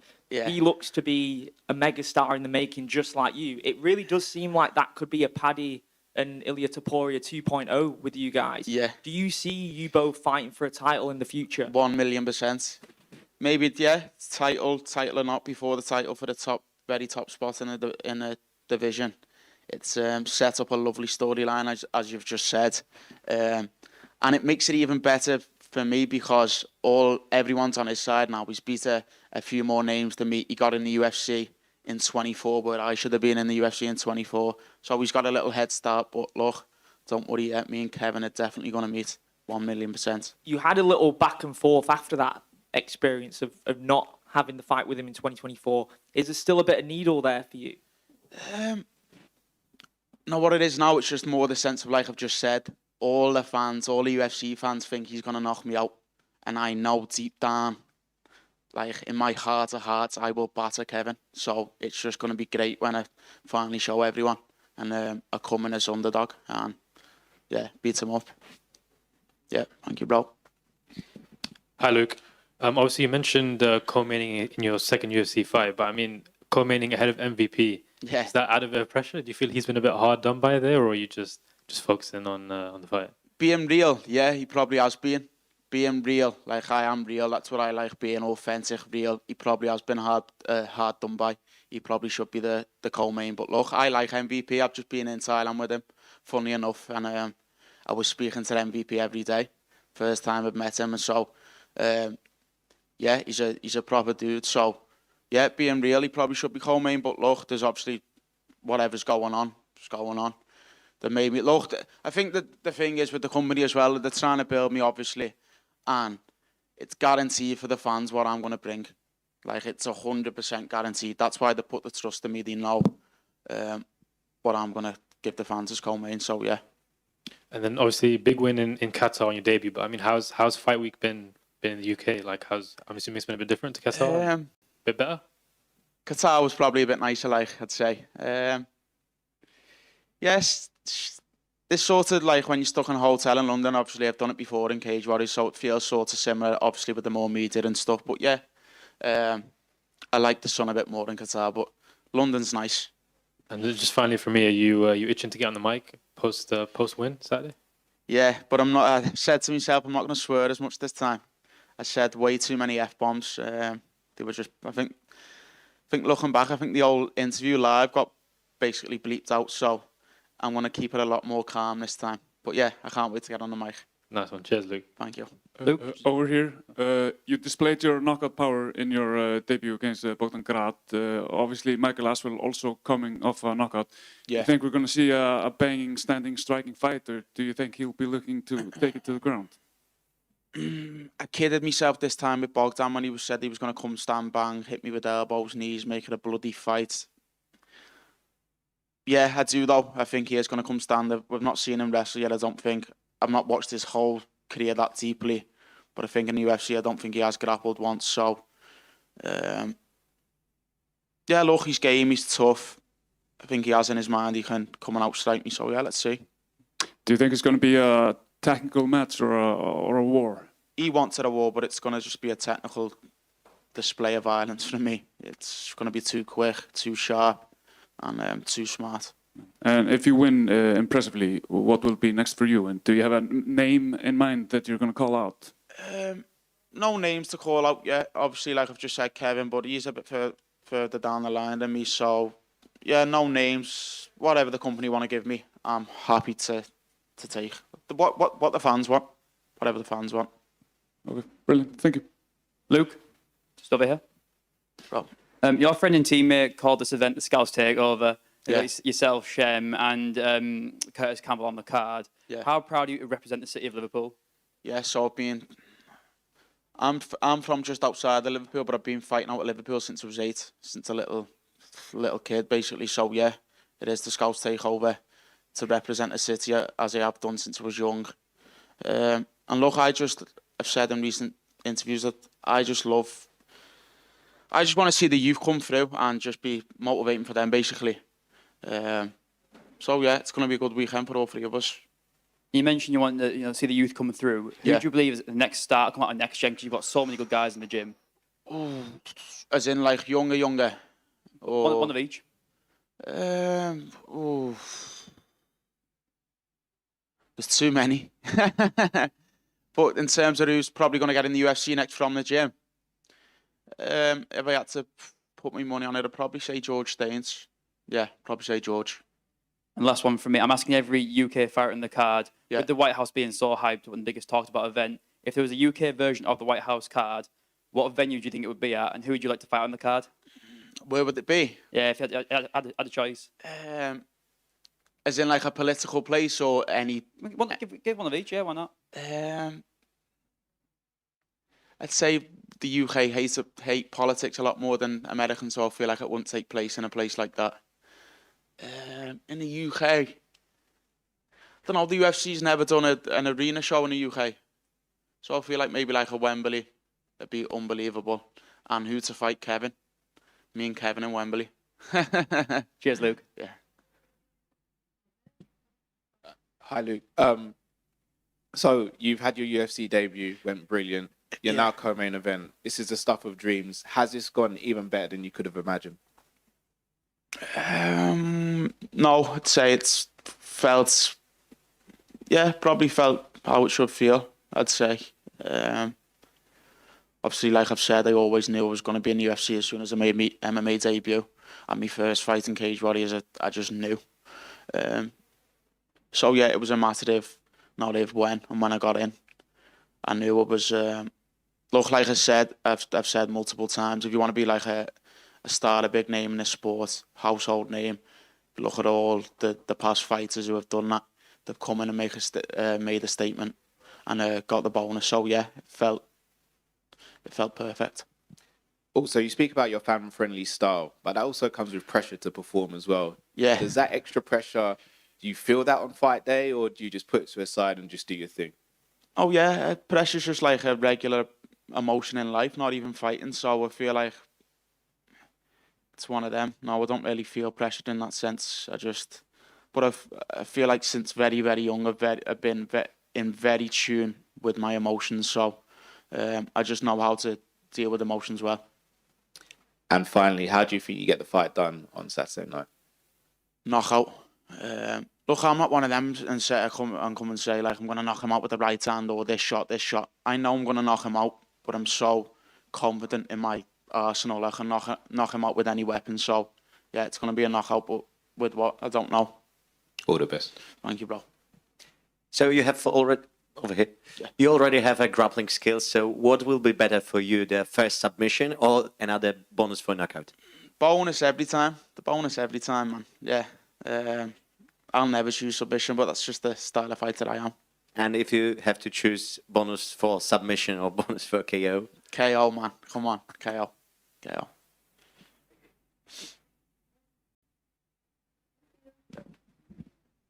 Thank you, everyone.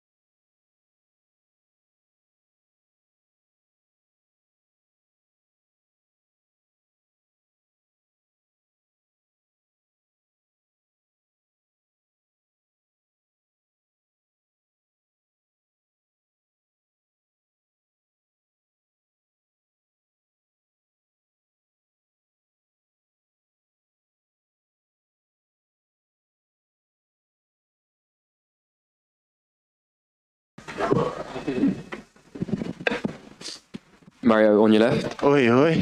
Good to see you, mate. You spoke to John Gooden about how you don't believe there's a home advantage in MMA. I'm wondering if you even feel it can sometimes swing the other way, because compared to your first 2 UFC fights, they're going to be the first time that you've got a lot of friends, family and fans present, or have you gotten quite good at tuning that stuff out? Yeah, definitely, man. It's easy to tune that out. I don't take it in too much. I kind of disconnect from it, disassociate from it, and you know, I treat him like this is his home crowd. You know, this is war, man. So it's all the same. What's it been like in these days leading up to the fight? Have you noticed, obviously, more people around you kind of keen to have a piece of you, or are you trying to distance yourself a little bit and just kind of lock in? Distance myself, man. I act like I got something. You've also obviously had a couple of viral moments, one after each of your UFC fights so far. The first with that pep talk from Stu, not something that could be planned, but the interview after your second fight, you know, went down a storm. Have you got something planned for this weekend, and how important is it, do you think, to have these moments that keep you in the minds of fans? Yeah, it's got to be organic, man. The last one was just spirit of the moment, so I'm not going to force it. So we'll see what happens. Cool. Enjoy the rest of the week. Thank you, man. Mario, right here. In the middle? Yeah. Your original opponent, Mick Parkin, is withdrawing the fight. Yeah. When you find out, you were disappointed or whatever, a fight is a fight. I was definitely disappointed, you know, because I was preparing for someone very technical. It's annoying because Mick wasn't getting a lot of promotion, because he's actually a really good fighter, very technical, heavyweight. I think he was unbeaten before he fought Tybora, and it was a close fight as well. But these things happen. I've had pullouts before in other organizations, so you got to be ready for anything. And did you made changes in a camp? Yeah, a few changes, but still the same. And you are undefeated 11-0. Yeah. And you had 2 wins in the UFC, but at the latest ranking refresh, you dropped out from the top 15. And I think that is a bit confusing. But You're saying I dropped down? Yep. Okay.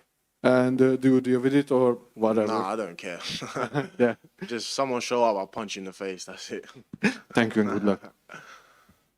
You fought already with Austin Lane. He's now fighting in light heavyweight. Yes, in light heavyweight with Ivo Baraniewski. So, what do you think about this matchup, and how do you feel about Austin in light heavyweight? Honestly, I don't know how he's doing it. I'm surprised, because when I fought him, it was a juggernaut. His hands was as big as my head. Literally, it was, oh my God. When he hit me, my body shaked. So fair play to him. If he can make the weight, I know he looks slim. You know, it's a big cut to make, but, you know, we'll see what happens. He'll definitely have the size advantage, because even at heavyweight, he was a big heavyweight. So, you know. And do you show last fight of Ivo in his debut? Yeah, I did. Yeah, he's very, very, you know, he's got hard hands. But I think he's a good grappler as well. So how do you see this matchup? I don't know. Someone's getting knocked out. Thank you.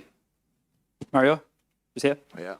There's been a lot of discourse around the heavyweight division, and with yourself being only 28 years old, 11-0, do you believe that you could only be a few fights away from getting a top 5 opponent, because there's not a great deal of names at heavyweight right now? You've got the guys who have been around the top 10, top 15 for so long, kind of holding up spots. Do you believe you got that fresh blood that's going to surge his way into the top 5 with a few quick victories? Yeah, potentially, man. Now you get guys like jumping the rankings, going from 15, fighting people ranked in the top 5, but I just want to get the experience as usual, get my cage time, you know. Obviously, I don't want to fight till I'm like 50, but, you know, the more fights, the better for me, more experience, and then work my way to the belt. And you're training with a good teammate of yours, Louis Sutherland, who's on the card as well. Yeah. What's it been like training with Louis and getting to share this fight week experience with him? Oh, it's been painful, man. Getting hit by Louis is it's not fun. It's like a free train. But, you know, it's different skill set.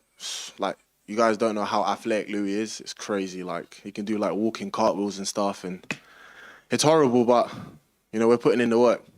And last one from me. I'm asking every UK fighter on the card, with the White House being so hyped up and talked about, if there was a UK version of the White House card, where would you want it to be, and who would you want to face on that card? Where would I want it to be? Yeah, if you had your choice, could be anywhere.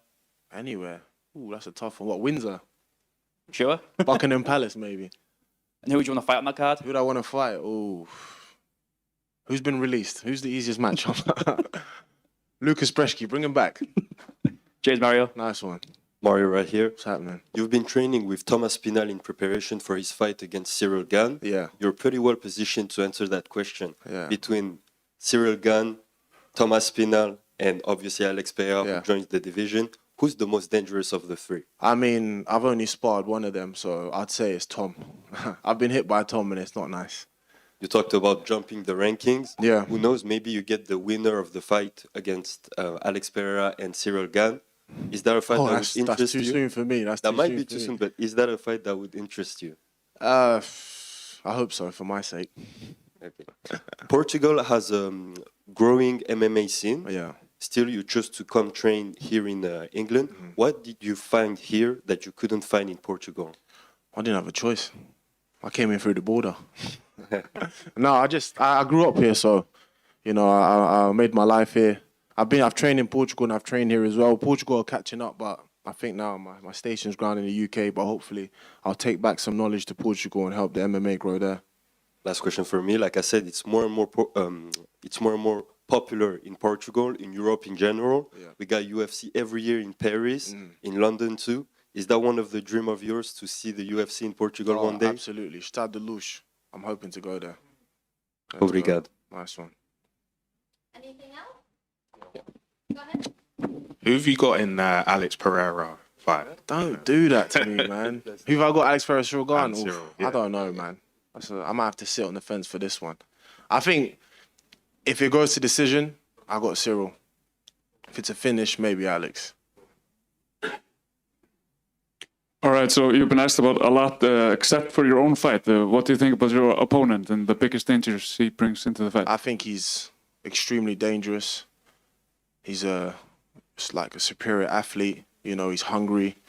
I know it's like flying from far, flying like lots of miles, 1,000 miles across.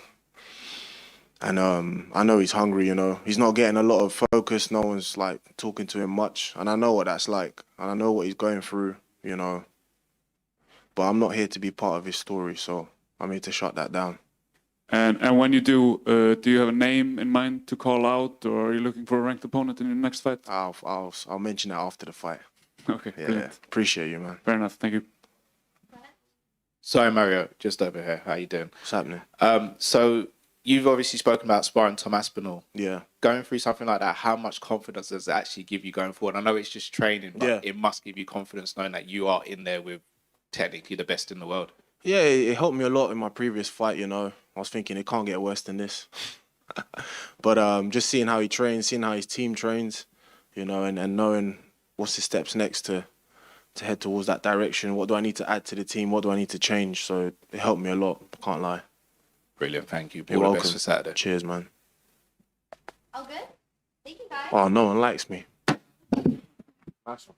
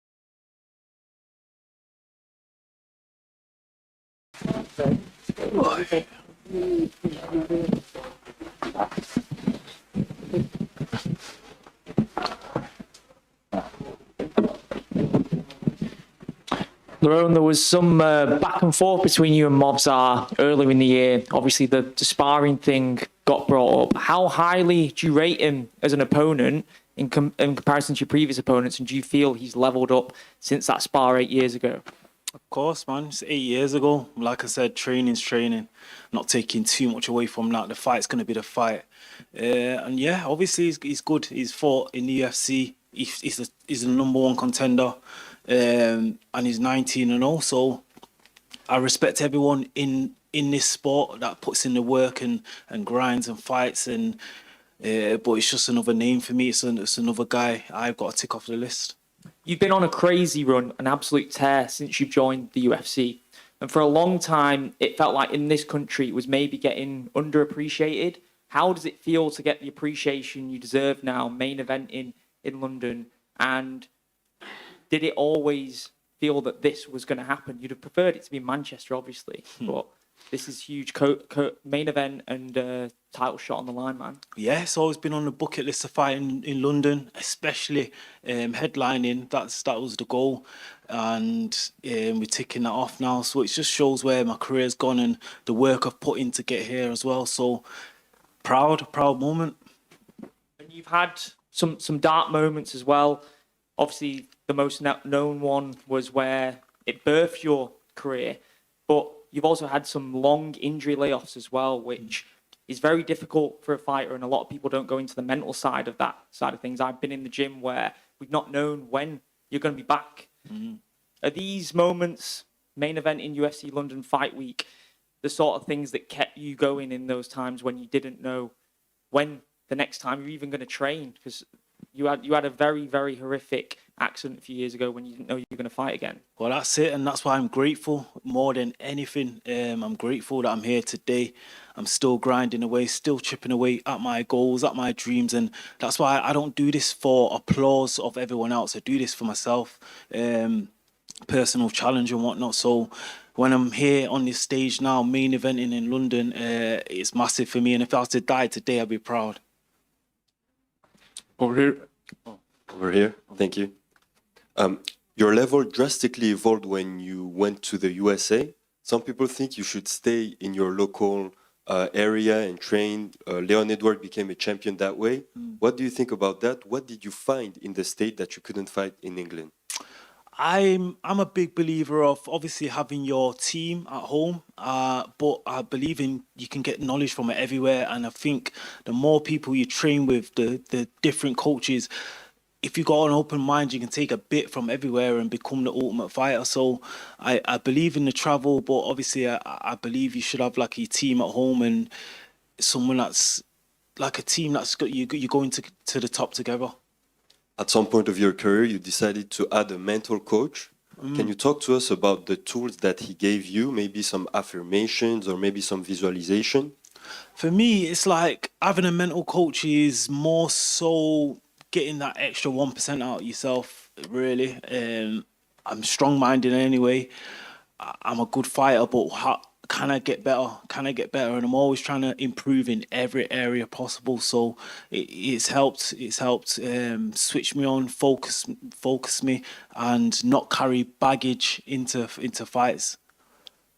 There's some advantage that people don't really recognize about you. It's your reach. It used to be Alexander Volkanovski that had the biggest reach in the division. Now it's you. Do you think about this coming into the fight? Do you think it's something that could help you win against Volkanovski and the rest of the division? Yeah, it's always an advantage to have reach, especially when you got good straight shots. It's a nightmare for people to deal with, so I love to have that advantage. Last question for me.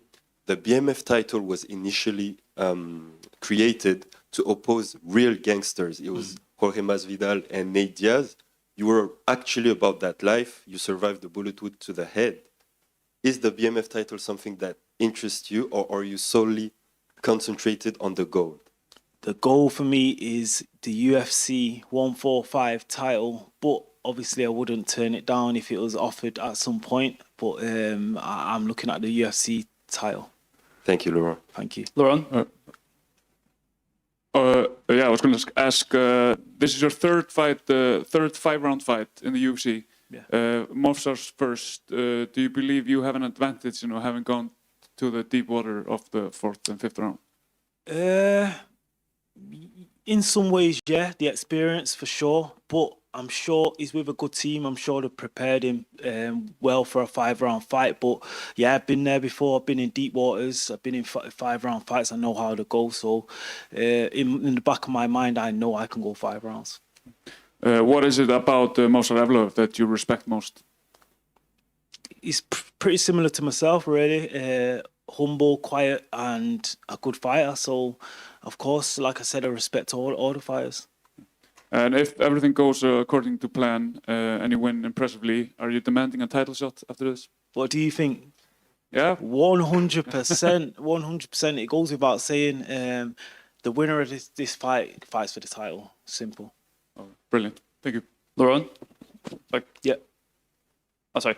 A lot of fans believe that you should have had a title shot coming into this fight. Do you feel like you've been overlooked? And if so, does that frustration fuel you coming into this fight? Yeah, for sure. Everyone knows I should have got the shot. Didn't get the shot. Fighting Movsar now. But it's a great opportunity. I'm going to have to fight all these guys anyway. So it is what it is. I've got a big job on Saturday night. It's going to be a great fight. And it's time to show I'm number one. Last one from me. I'm asking every UK fighter on the card, with the White House card being so hyped up and talked about, if there was a UK version of the White House card, where would you want that venue to be and who would you want to fight on the card? That's a good question. It would have to be Manchester, though, of course. I'm born and raised in Manchester, and I would like to fight Alex Volkanovski, the GOAT of the featherweight division. Any particular venue in Manchester? For sure, it'll have to be Manchester. Oh, any venue? Co-op. Thanks, Ron. Thank you. Hi, over here. You've been in the Warsaw event, UFC in Warsaw, Poland. So how do you feel about Polish fans, about Polish MMA fighters?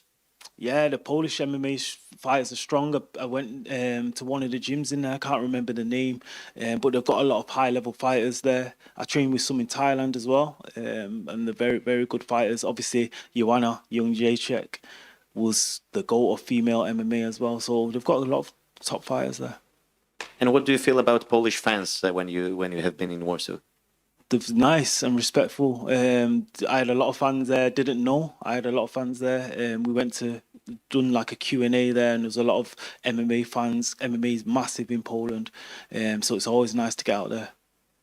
Thank you. Thank you. Laurent, just over here, to your left. Yeah.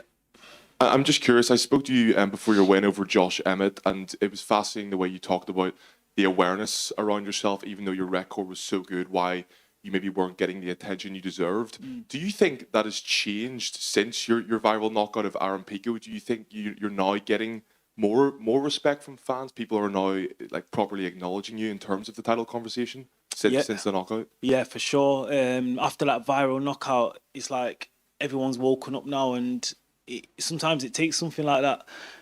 Sometimes just winning is not enough. It needs to be like a great big moment like that, and that's why it happened. And is that what you're looking to replicate in London? Of course, that's always the goal. And I think if I go out and do that on Saturday night, then I'm a star. Thanks. Simple. Hi, Laurent. Obviously, this is your first UFC fight without Carl Prince of Top Team in your corner. So I guess how different's prep been, and how's fight week been without him? Prep's been great. Prep's been great. I've been working with Jordan Barton at Apex Conditioning. I've been working at Subzone. I'm a boxing coach, Paulie. Everything else is the same. So we've had a good camp, solid camp. So I'm prepared.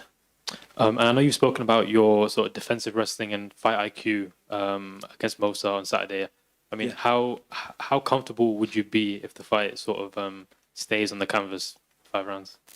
It's not going to stay on the canvas for 5 rounds. There's no way it's going to stay on the canvas for 5 rounds. He's going to try, but I believe I can get up against anybody. So, yeah, he's going to take me down. He's probably going to take me down. So what? I'll be back up. I'll be wearing down his energy, and I'll be putting the pressure on. And last one from me. I've seen a lot of sort of food Instagram stories from yourself. What's the first thing on the menu after fight night? Oh, do you know what? So after fights, I struggle to eat because your adrenaline's kicking. So I'll probably just have a bit of pizza or something. And then, but tomorrow, I'll be going home. So I'll be getting food with the family, a good meal with the family, and that's what I'm looking forward to. Amazing. Cheers, Ron. Good luck Saturday. Thank you. Laurent, you said headlining UFC London is on your bucket list. What else is on your bucket list in this sport, you think? In this sport would be next after that is the title. Then I want to bring it back to Manchester. They're the main ones for me, really. And obviously fighting Volkanovski, just because he's one of the greatest of all time at my weight division. And with Mofsar's issues this week getting to London, how have you managed to avoid that being a distraction in your own preparations? For me, it doesn't really matter. Innit? I was prepared to fight anybody. I prepared as much as I can do, and the rest will be what it's going to be. Thanks. Thank you. Hey, Laurent. Jean Silva yesterday said that your fight against Mofsar means nothing, and then that he will be the next contender in Fight Walk. What's your opinion? Well, who knows? Who knows, eh? But everyone knows the winner. He's 1-1 in his last two. The winner of me and Mofsar fights for the title, and it shouldn't be any other way. Thank you. Hi, Laurent. Just over here. So your last fight obviously was an amazing knockout victory. Most people go into a title eliminator, so to speak, wanting a spectacular performance. Because you already have that under your belt, do you feel less pressure going into this fight, knowing that a win should just get you that title shot? Yeah, but it's like you just never know in this game. Like I said before, you just never know in this game. It's all about performance, as we've seen. So I do want to go out there and put on a show. I don't. Oh, that's a good question. It's a very good question. But I'll just say Ronaldo just for ease, and I'll go with John Jones. Okay, all the best for Saturday night. Thank you, bro. Thank you. Yeah. Obviously, I know you're focused on the featherweight division, but obviously we got Ilia Topuria was former featherweight champ. So do you ever see yourself going up to the lightweight division, or is it just a featherweight? We'll see, but I'd never struggle to make weight at featherweight. I would like to be able to eat more food because I feel skinny right now. So maybe in a year or two, I'd go up. But for now, we're at featherweight. And obviously, speaking of Ilia, who do you think wins out Ilia and Gaethje for the White House card? Everyone's counting out Gaethje, but I think Ilia takes that one by a knockout and probably in the first three. He's looking unstoppable at the minute, so I can't bet against him. Oh yeah, over here, Lauren. Yeah. Last year, you spoke to me about asking for the Josh Emmett fight to be on the UFC London card. You've now finally got that wish. It's the main event. How is it going to feel to finally be fighting on home territory in a main event? How's it going to feel? I don't know yet, but I imagine it to be electrifying. And like I said, another thing ticked off the bucket list. So I'm looking forward to it. I'm looking forward to the venue being full, everyone chanting for me, walking out, big fight. There's a lot at stake. So yeah, I'm looking forward to it, man. Looking forward to it. Of course, there was uncertainty around EVLOEV's involvement. Were there any names circling about who might have replaced him if he pulled out? I seen online Silva, but I also seen him grapple last week, and he looked about 84 kilos, so I knew he wouldn't make weight. So I thought they might have maybe put somebody that was fighting on the card, one of the other featherweights, but who knows? EVLOEV's here. My mind's on EVLOEV. It's me versus EVLOEV. The fight is on, and I can't wait. Nice one. Good luck. Thank you. Thank you.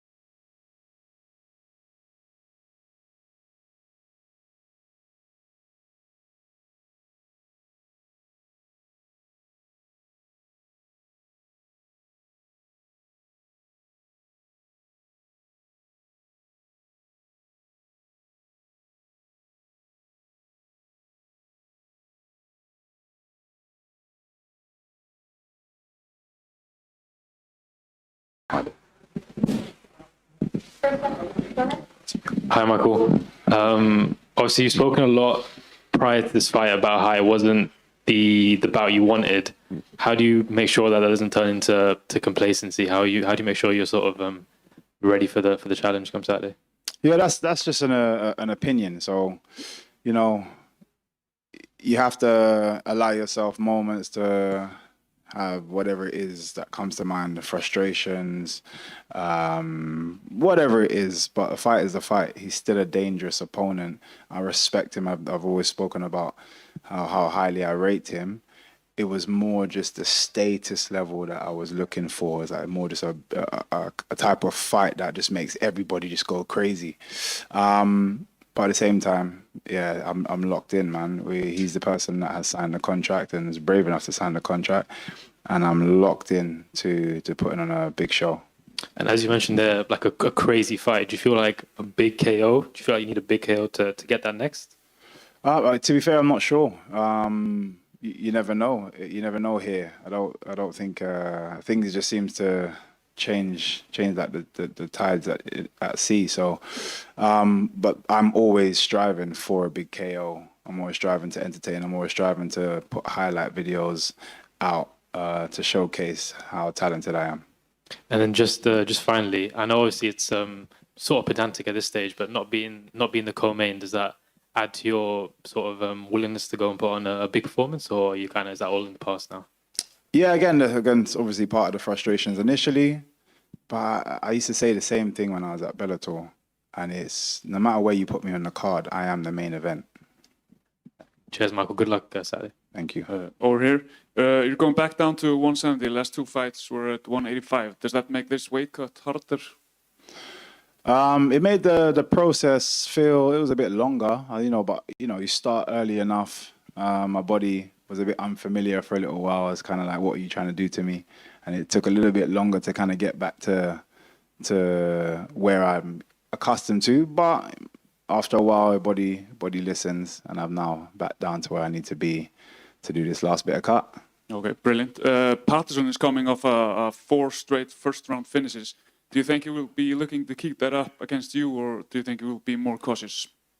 I think he would love to, obviously. It would be great for him in terms of his career. To add to that, it's going to be very difficult. He's going to have to be more cautious because of the person that's in front of him.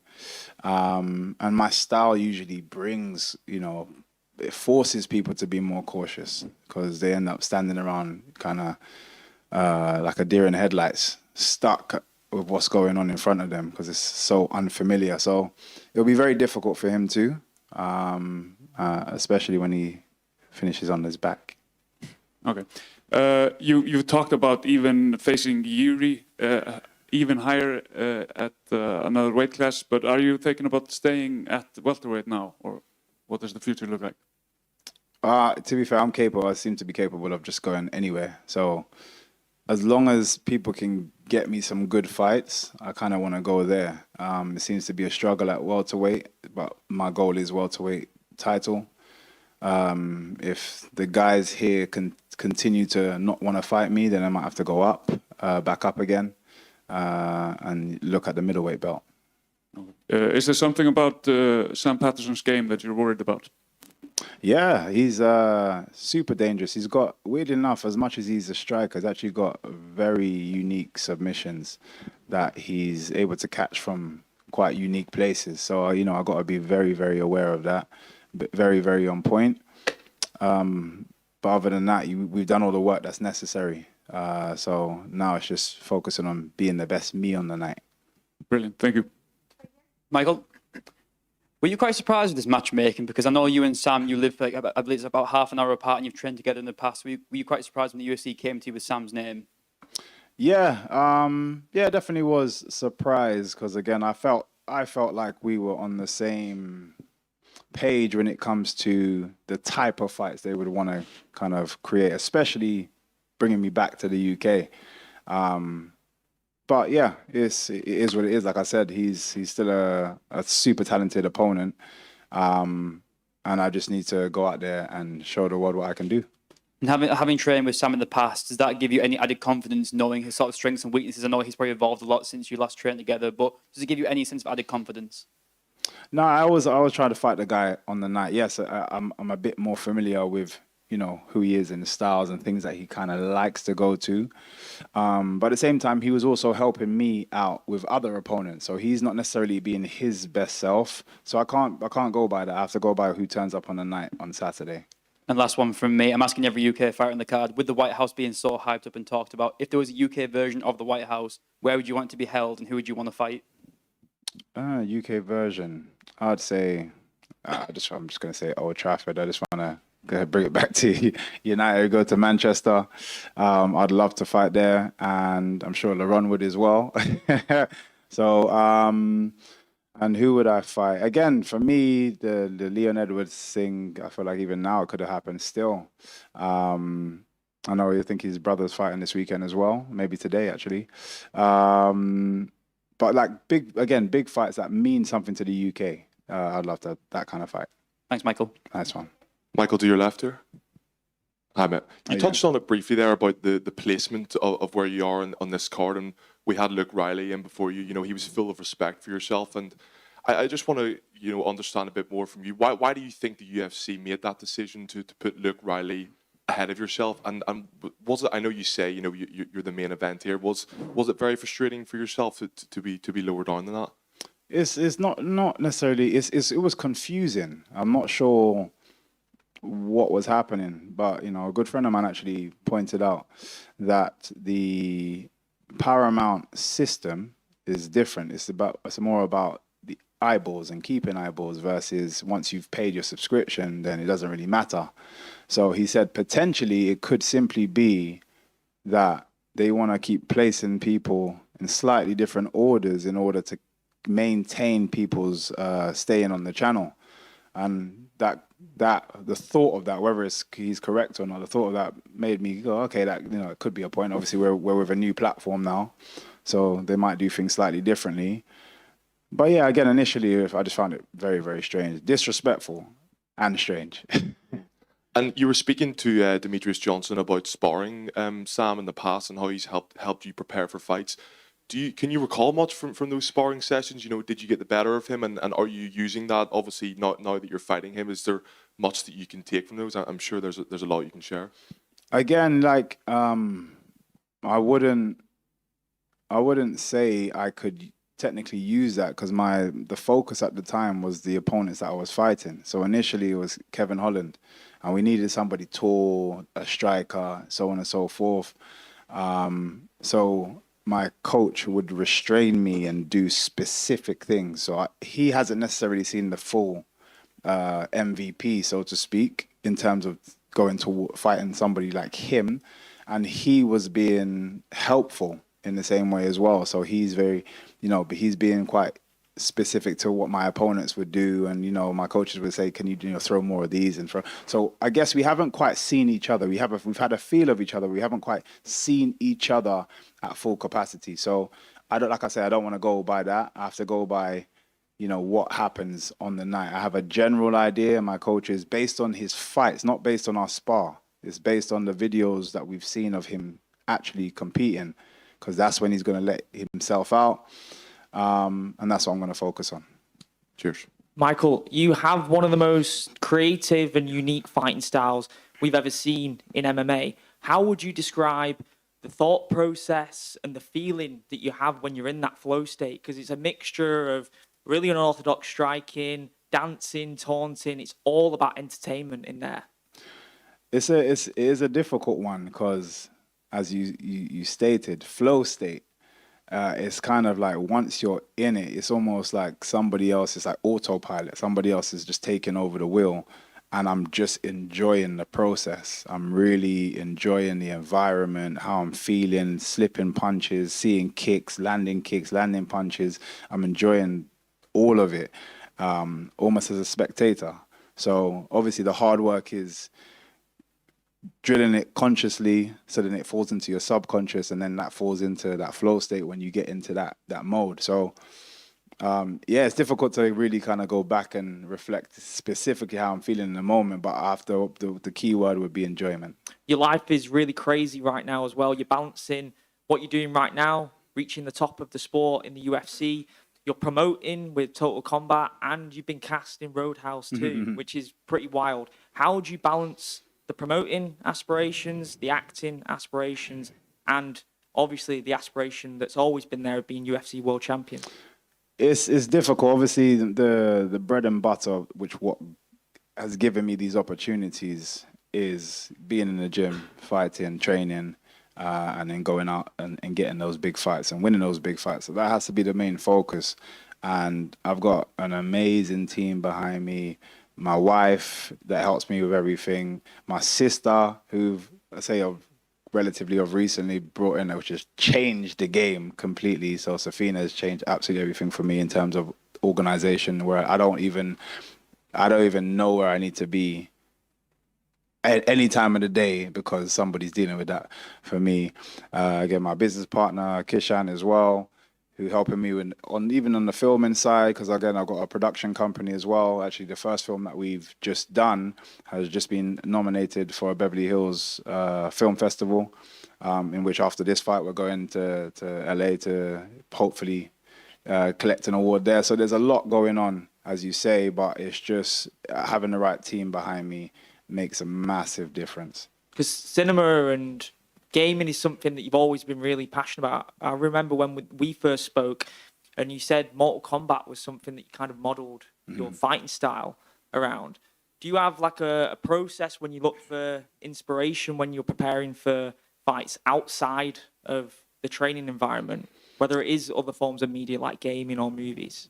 No, I don't. I feel like, and even I've said this about walkouts and celebrations, I try not to force it. I try not to chase anything. A lot of my life and things that I do in life, things just fall in place. Like something will land and I'm like, oh, that's a good idea, or something else will happen. And that's it. Like, just going, obviously I have ideas of what I would like, but then just how I live, I'm always re-inspired by stuff. So never try to force it. Michael, right there, just right here. Michael. Yeah. Sorry. Yeah. I saw your interview. You were obviously a little bit shocked with the main event in your division between Chimaev and Strickland. On the other side, we will saw you in different film and TV series this year or next year. Do you have any concern for the future that performance is not enough to get on the top in this Paramount era, for example?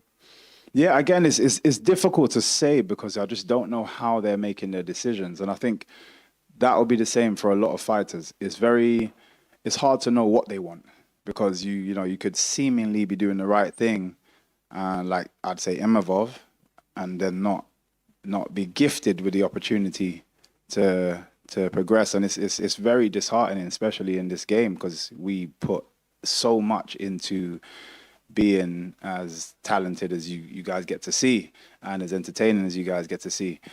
So it's very difficult. So I guess without that kind of clear communication from the UFC to, as in, this is what we're looking for, these are the kind of things that will push you forward, even the rankings don't really mean anything. I guess with the rankings, at least it gave fighters somewhat of an idea, okay, yeah, if I get to this ranking, things will happen, more things will happen, but even that seems to be sporadic. So it's just difficult for anybody to really speculate on until we actually get a clear, this is what we're looking for from our fighters. And last one for me, can you talk a little bit about your gym and especially one of your teammates who fights next week, Norbert Novini Jr.? Yes. Do you think we will see him in the UFC one day, maybe a card with you? And yeah. Man, that would be a dream. We fought on a Bellator card before. He's like my younger brother, Norbert Noveni. Some of you may have seen him before, but seriously, he is a hybrid of myself. His background is wrestling, because his dad's a famous wrestler in Hungary. But then he's kind of adopted my style and then added his own twist to that as well. And I feel like in this middleweight division, he easily gets to the top, and that's with all confidence. So yeah, UFC needs to sign him quick. And just quickly for Saturday night, what can we expect from you? Like your first finish in the UFC, your classical MVP moments? You know what? I am geared up for this one. I am definitely locked in, and it's not really. I just want to put in a bit more of an aggressive performance. I feel like everyone understands that I entertain. You know, everyone's entertained when I get out there, but I really want to show them slightly different side to me. So, yeah, expect something big. Thank you, Michael. You got one of the most typical style in the UFC. Clearly, it works. But still, why do you think it's not more adopted by the young up-and-coming fighters? I think we've only seen Raymond Daniels, obviously, and maybe KSI in boxing try that style against Tommy Fury. But why do you think it's not adopted more by young fighters? I think it's not adopted as much in the same way people struggle with dealing with it is because people don't quite understand it properly. And you'd need to come to people that really and truly understand it, but at this level as well. And like you said, there's very few of us, so they're gonna have to come to London and shoot and figure it out. Which is why, like again, the likes of KSI that's adopted it. He was in our gym. He was there every single day training. We were working, doing different drills, and because we understand it. If somebody tries it and doesn't understand it, I've seen people that try to replicate it and it doesn't go so well for them. You really need to understand it and drill with someone that can help you apply it. And I think that's the only reason why. It's just lack of understanding. In the Bellator days, it was obvious that you were having the time of your life in the cage. With the UFC, at that stage of your career, you're doing a lot of stuff outside, restaurant, acting, and all that stuff. Are you still having that much fun that you used to have? Yeah, to be fair, if I wasn't, trust me, I'm not doing this weight cut. I would stop immediately, just to get away from the weight cut. So yeah, I still love this sport. I still love the game. I still love the almost like the science of it, just the technical, the ability, how to the constant competition of how to figure out another opponent, and just it's just such a fun game when you kind of get past the brutality of it. There's so much to learn, but yeah, I still love it. You kind of anticipated my last question. You're obviously 39 now. 8. Don't rush my age, you're bro. gonna be 39. Don't rush my age. It's coming. In like a few weeks, right? Yeah. In like a few weeks. So, as a 38-year-old man, what are you looking for to decide that it's the end of your career? Obviously, you're not looking at the number. What are you looking at? Yeah, it's based on how I feel. And like I said, I got some young demons that we've spoken about, or just spoken about with Norbert in the gym. When I feel like I can't keep up with these guys, I would know before I even get out to, in front of the public. I'll know how my body's feeling, how I'm struggling. But seriously, and even the other day, just doing some movement around with some of the guys at the gym, and everyone was like, "Whoa, like this is crazy." And so I don't feel like I'm aging correctly. I'm going in the opposite direction, which is great. So yeah, until I feel my body slow down or lack of enjoyment, as we spoke about, then I hang up the gloves. Thank you, Michael. Good luck. Hi. Over there. Oh, yeah, okay. I want to ask, because when you've joined the UFC, the expectation was very high, I think. Do you think we have seen already the version of you that people expect? I don't think so. And I spoke about it. I can't remember exactly when, but I said actually the UFC nerves is a thing, man. Like, I felt, because I've been at big shows and I felt like when I got here, it's going to be the same thing. I don't feel like anybody's really seen the best of me yet. And I'm still, doing more successful than a lot of fighters that have come in from other organizations. So, which is a good thing. It means there's more to give, and then there's also more to see from the fans. So, yeah, definitely not there yet, but hopefully I get to show something this Saturday. And according that you are coming back to the welterweight, I want to ask, do you see who can beat Islam Makhachev? In terms, he's a difficult puzzle just because of his style. Again, it's just a case of stopping those. JDM actually felt like had a really good chance, just because I actually didn't feel like he'd get submitted because he's got great ground, and I didn't feel like I felt like he'd be able to get up. Even though he definitely would have gotten taken down, I felt like his scrambles and everything's so good, and we saw aspects of it. But Islam is just really good. It's whoever can kind of hold their feet, get back to their feet, will probably be the guy that beats him. Yeah. Speaking of Islam, who do you actually think should get the title shot, in your opinion? It is a difficult one. There are a lot of amazing fighters there. Again, you could argue some of the new guys that have just kind of had back-to-back wins, like the Morales, big win. Paratas had a big win. Ian Gary, but again, Ian Gary's kind of like start, stop. Again, I'd say let those guys fight off one more time, seeing as Islam's going to be out for a bit anyway. And then see whoever comes out on top, that's the guy that should be winning. So again, I think the Morales Paratas type fight would be great, and then the winner of that should get a title shot. And obviously, just a last one, because you fought in the middleweight division as well. I just wanted your thoughts on the Khamzat Chimaev and Sean Strickland fight. Like, who do you think comes out the victor on that fight? Yeah, again, I spoke about it the other day. I don't think that fight shouldn't even exist right now. I feel like again, I don't know who's making decisions to make these fights.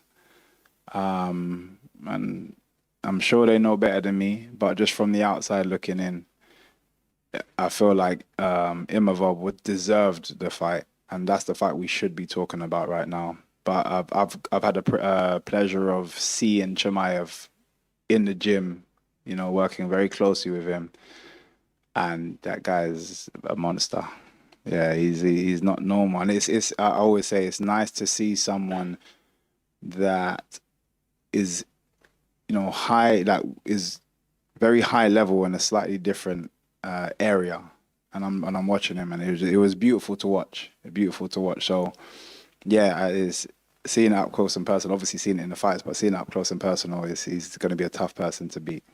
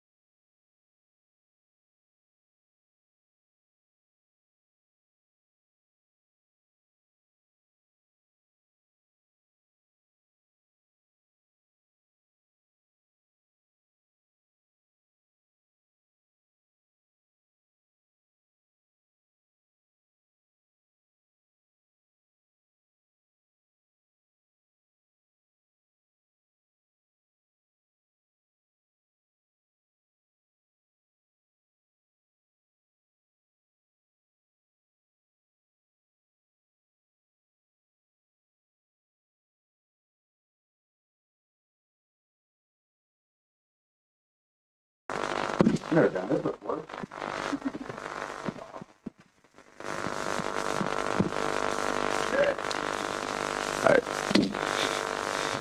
Michael, over here to your right. Oh, here we go. There's been a lot of talk regarding the position of this fight on the card. What was your immediate reaction when you saw that you were co-main event on this card?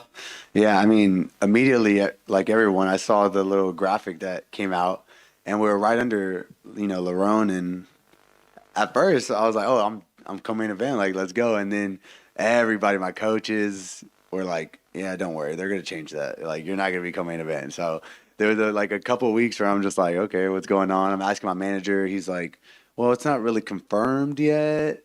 And finally, the UFC texted me, and they were talking about, hey, we want to come film you in Houston. And so I was like, well, I guess let me ask them. So I was like, hey, am I co-main event? And they're like, well, we wouldn't be filming you if you weren't. So as far as we know, you are co-main event. And that was kind of my, that was kind of when I realized I was co-main event. And, I thought it was awesome. It was a great opportunity, and I'm ready for it. I'm excited for it. And Luke was asked earlier about your game plan. He believes that you actually will come and strike with him in this fight. Is that the case? Yeah, absolutely. Y'all see my striking. I'm not scared to strike with anyone. I think my striking is just as good as anyone in this division and anyone in the UFC. So, yeah, I'm not scared to strike with anyone. And last one from me. Luke is the new kid on the block. He believes the UFC are trying to push him. So are you here to spoil the party and kind of take his stock and give it to yourself? Of course, that's the whole game plan, right? You want to take the hype, you want to take the O from the undefeated kid. That's what it is, So, that's what it feels like, right? We're in London, they're trying to hype him up, but are they really pushing him? We don't know. The UFC has their own way of thinking. They might be pushing me, and they want me to get back-to-back wins, internationally. So, thanks, Michael. Thank you, Michael. Just to your left here. What makes you think you can be? Luke's been very confident all week. He foresees a huge knockout, and he wants to prove why he has been, backed in this co-main event slot. What makes you believe you can be the first man to defeat Luke Riley? Yeah, I think I have a lot of confidence in myself as well. I think I know who I am as a person, as a fighter. I think the gym that I've been training with, the people that I've been putting the work in, the people that I have fought, my whole career. I feel like this is a perfect opportunity. I see a lot of, things in his game that work well for my game. I think it's a perfect matchup for me, and I'm definitely going to get the job done. Does the fact that it is a co-main event fight, does that make it more pressure? Do you feel a bigger weight because you're so high up? No, man, it doesn't really matter to me. You just tell me what time I got to fight, and I'm going to show up. I'm going to get ready. I'm going to go fight at that time. This is what I do. I feel like I'm a co-main. I feel like I'm a main event fighter. This is what I do. I've believed this. I've thought this, and I already knew this. It's just I tell people like, yeah, I'm going to be co-main fighter, and they're like, oh, it's silly. And then now we're here. We're sitting here, and I'm talking to all y'all people, and this is things that I already seen. I already dreamed. I already been here before. So nothing new to me. It's just more fun now. I get to talk to y'all on the microphone. I get to be on the little videos and stuff, so it's cool. Cheers. Hey, Michael, how you doing? Good, brother. How you doing? Not bad, man. Not bad. MMA Reddit and Twitter have been talking quite a lot about how this could potentially be a trap fight for you, right? Yeah. What's your take on the pressure of being an American underdog in the British arena? It's expected to have a huge scouse pull from, of course, Luke Riley. But how you plan on weaponizing that energy on the day? Yeah, I mean, pressure is such a funny thing. We talk about pressure here, pressure there. I mean, every guy's got pressure, right? We're in the UFC. Every fight matters. The next fight is always the most important fight, But at the end of the day, when that cage gets locked and we're in there, it's just two guys fighting, and none of this other stuff, none of this noise matters, And so I take it, I use it as fuel, and I just get ready to go do what I do best, and then let's go get that win. Michael, thank you. Right here. Michael, right here in the middle. Yeah. Some of the fans says the spotlight is on Luke, but I bet you here spoil the party. Yes. And what do you think? What is your biggest strength against him? My biggest strengths. Oh, strengths. Uh-huh. I just think my pressure is one of my biggest strengths. My cardio, just constantly, moving forward and putting the pressure on him and making him have to work. I think a lot of guys don't really make him work as much. You know, they let him do what he wants to do. And at the end of the day, I'm gonna go in there. I'm gonna implement my game plan and be me. And when I'm me, it's very, very hard to beat me. And this is your third fight in the UFC. Yes, sir. This is your last in that contract, or there is one more, another? I should have one more. I believe I have a 4-fight deal. Thank you. Yes, sir. All good? One over here. What have you been working on mostly in your camp for this fight? You know, I've really just been working on being the best martial artist I can be, and that's just working on every aspect of my game, you know. Still working on my striking, right? Still working on my kickboxing, still working on my jiu-jitsu, working on my wrestling. And again, you know, I'm just trying to be the best version of myself that I can be on Saturday night. Brilliant. Luke Riley showed his like one-punch knockout power in his last fight. Do you think you will be looking to take him to the ground, or do you want to stand and strike?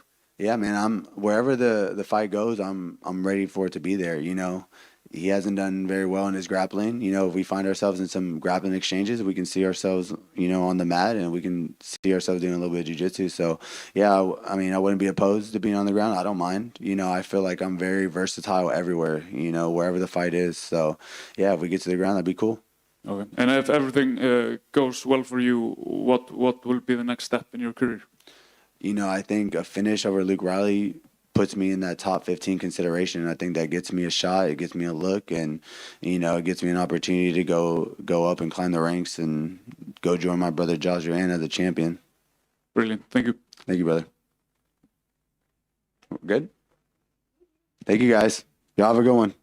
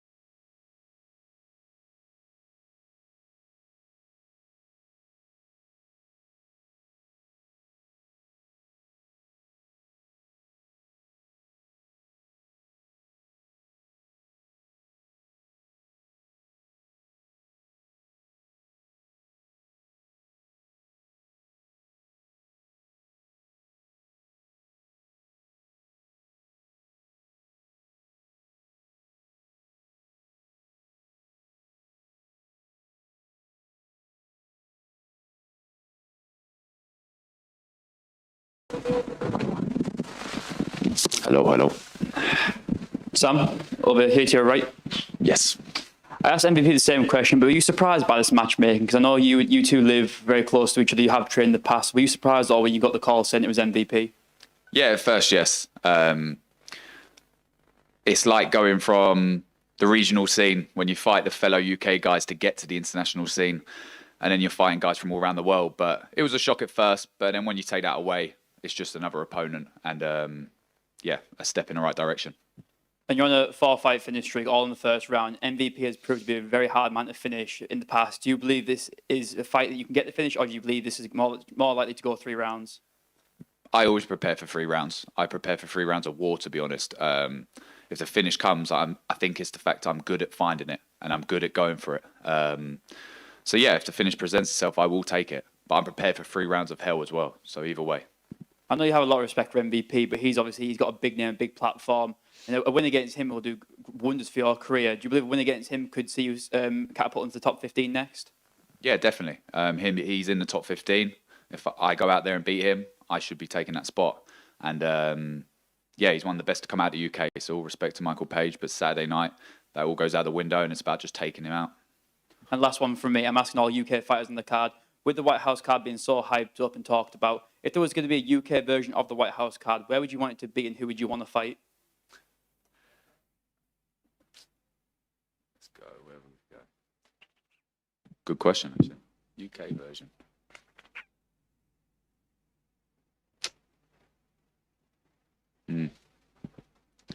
Let's go in Watford. And I will fight. Who would I fight? Let's go. I'll go to Champ. Imagine that. Thanks, Sam. That was going to ever happen, but hey. Sam right here. You've trained with MVP multiple times in the past. Unlike his previous opponents, you know what to expect. Do you think that gives you an advantage that you already have felt that speed? Yeah, I do. Don't get me wrong, it don't make him any less dangerous. I just know how dangerous he is. And yeah, I think a lot of people are shocked at how far, when they step in there against him, they're shocked at how fast he is. I know how fast he is. I know how dangerous he is. And yeah, I think the motivation of obviously me taking a step up in competition, top 15 in the world, there's no better motivation, and everything to do with Mike is perfect for me.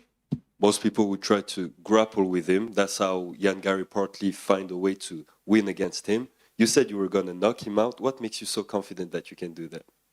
It's not necessarily said I would knock him out. If I see the opportunity, I would definitely take it, as he will do to me. I'm a mixed martial artist at the end of the day, and I'm going out there to be a complete mixed martial artist. I don't believe it's grappler versus striker. I finished the last 2 guys that were strikers with striking. So I pride myself on being a mixed martial artist. Saturday night, I will be a mixed martial artist. If the finish is there, I will take it. It doesn't mean I believe I'm going to knock him out or I'm going to submit him. I believe I'm going to win. That's all that matters. MVP said the most dangerous thing about you is your chokes, dart strokes, anaconda. How weird is it, since you know what to expect against him and he knows what to expect against you, how weird is it to fight someone when you know him that well? This is the first time I've had to do it. Like I said, when you take away the fact that you've trained together and I know who he is, at the end of the day, when I step in there on Saturday, it's another person I have to take out, and I've got to make sure I take him out before he takes me out. Yeah, when you take everything away from it, it's a fight at the end of the day, and yeah, I'm taking him out before he takes me out. Thank you, sir. Hey, how you doing? So just a quick one here. So just piggybacking on the back end of that as well, actually. So how do you respect someone without over-respecting them? You know, talking about the style of MVP. Yeah, I'm with all my opponents. I don't think I over-respect anyone. I respect everyone the same up to the fight. And when I step in there, that's it. Respect goes out the window. My job's to take them out. Okay, so not necessarily a particular problem, just another opponent for you. Yeah, opponent and style. When you take that, everything that comes around from it, everyone's saying about we knowing each other. It's Michael Page. We're both from the UK. You take all that away. It's 2 styles in there that one of us have to go out there and beat the other, and that's what I'm focused on. Yeah, he's very well known for controlling his range, being a rangy fighter. So, what's your answer to that? The answer: be a complete mixed martial artist. Saturday night, I'll take the range away from him, or I'll keep my range. I'm not exactly a short guy with the same height. I don't know what his reach is, but yeah, he's great at what he does. But Saturday night, I get to show you lot what I'm great at as well. Yeah. Okay, thanks. Okay, so you fought previously at 155, been on a tear since you moved to 170. Michael Venom Page, he has been fighting at 185. Do you think he might have some physical advantage, or do you think you will have just more energy not having to cut as much weight? To be fair, I'm not too focused on what he's got to deal with. I feel great at welterweight. It was the best decision I ever made. It took something to go wrong for me to change it. and it's been the best decision I ever made for my life and my career, and that's all I'm really focused on. And if you get the win on Saturday, what would be next for you? Whoever's in front of me, top 15 in the world. There'll be only 14 people I want to fight, -1. But yeah, whoever's in front of me once I'm top 15 in the world, one step closer to the world title. Brilliant, thank you. Sam right here in the middle. Hi. Both of you are fighting out of London. And what do you think whose side will be the fans on? I think they're just in for a great fight. Obviously, Michael is more well known in the UK, so he can have more fans. Regardless, when the job's done, I will still have more fans and the same amount of fans regardless. So. And if you say he's well known, what do you think with a big finish or a big win, biggest win of your career, your hype will goes up? Yeah, I think he's one of the best to come out of the UK. I go out there and finish him. I think we start talking about me being one of the best to come out of the UK. Thank you and good luck. So, hi, Sam, just over here. So many people, when they get in there with MVP, are sort of confused by his style and everything. Do you think you're probably the person who's gone in there for the first time with him who has the most advantage, given that you've seen some of the looks he presents when you've trained together? Yeah, potentially, but he could come out and shoot a double leg on me, so who knows?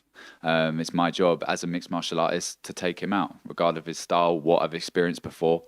Again, where I was when we were training together, I was helping him with the Ian Gary and the Kevin Holland fight. That was, what, 2 years ago?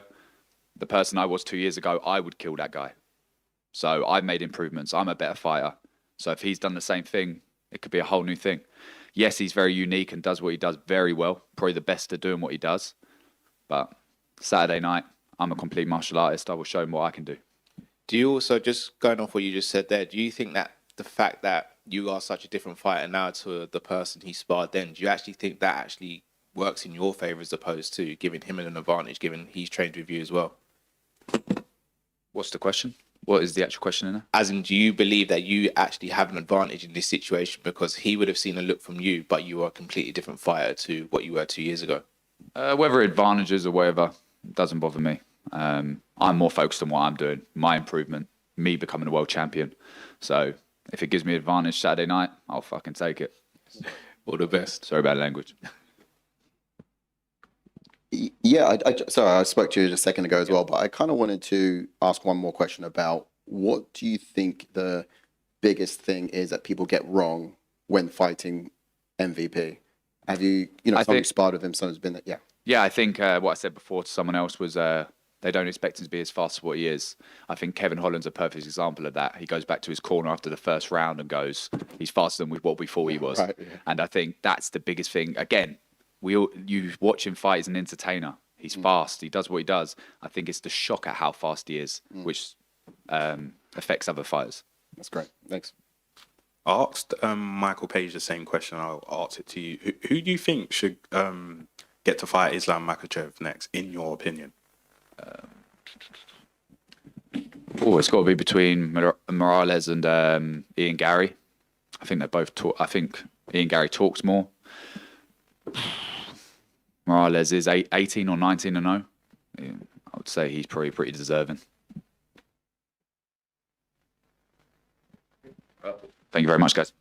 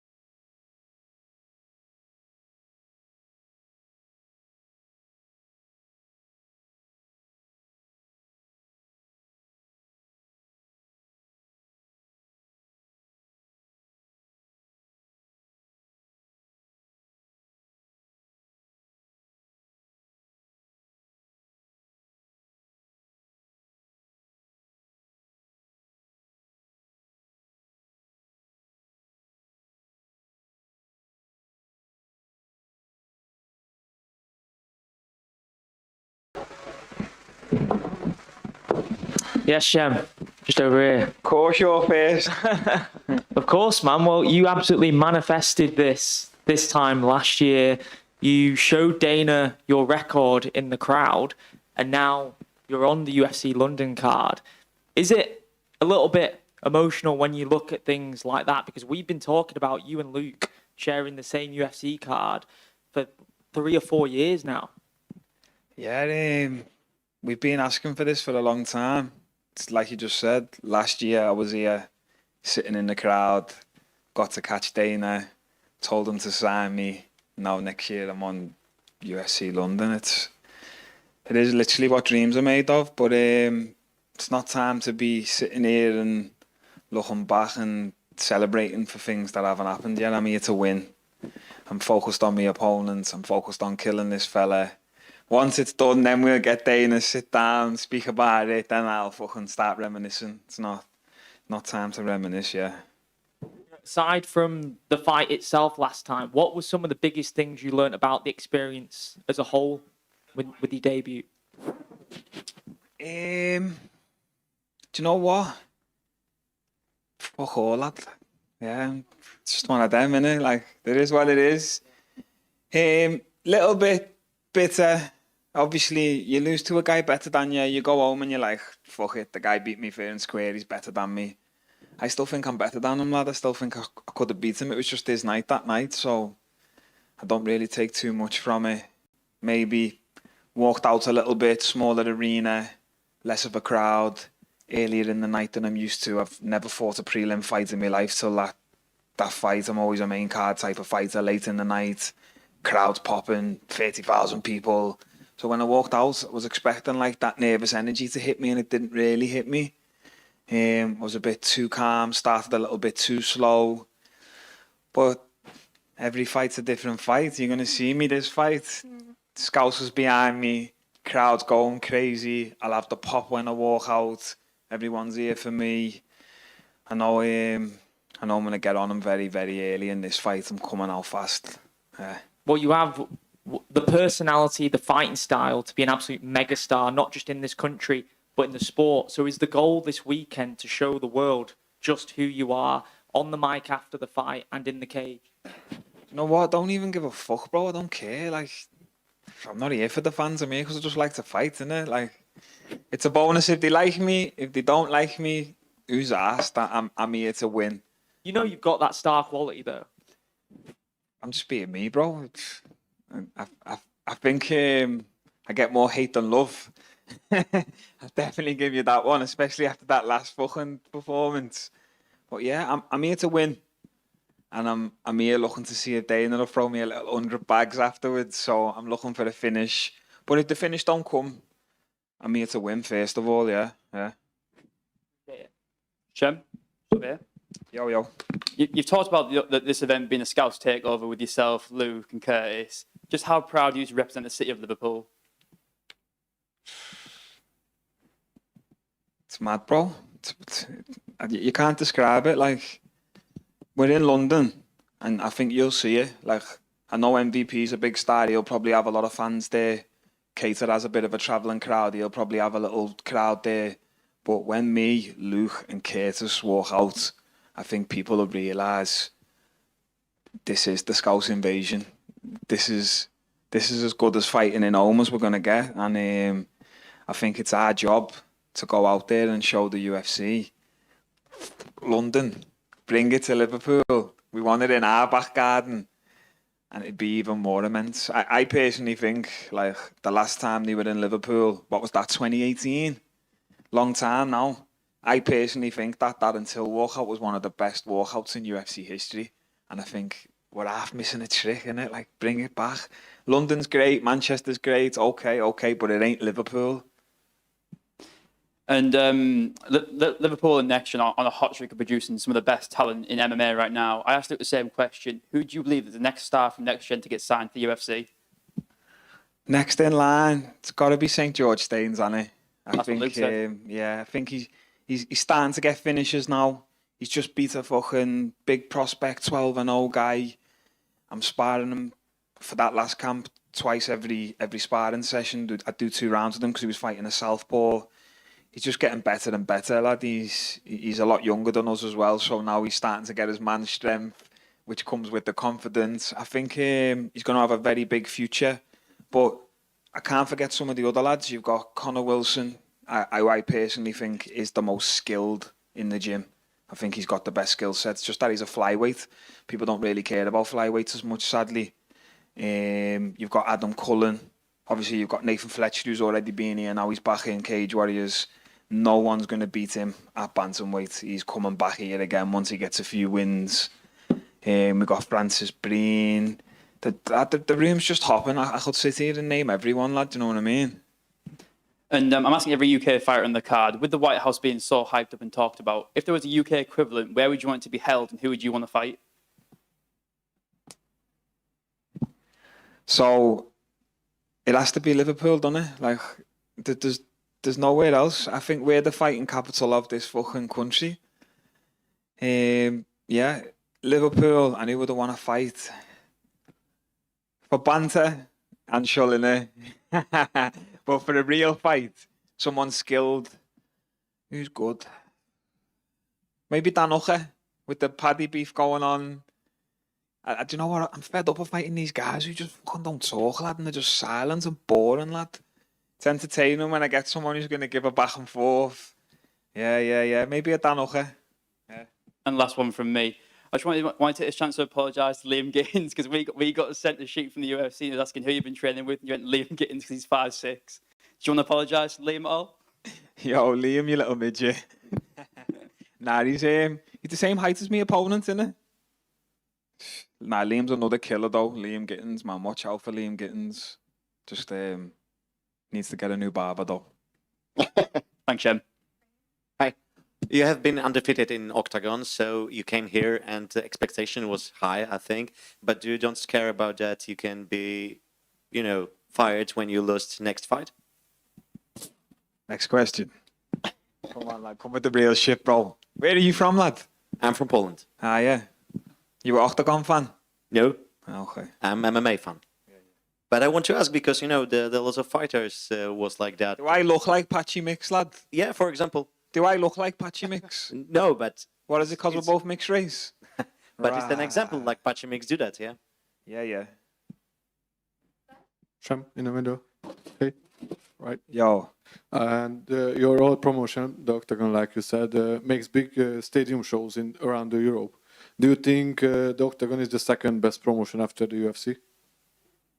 I'd say it goes number 1, UFC. Number 2, Super Boxing. Number 3, Power Slap.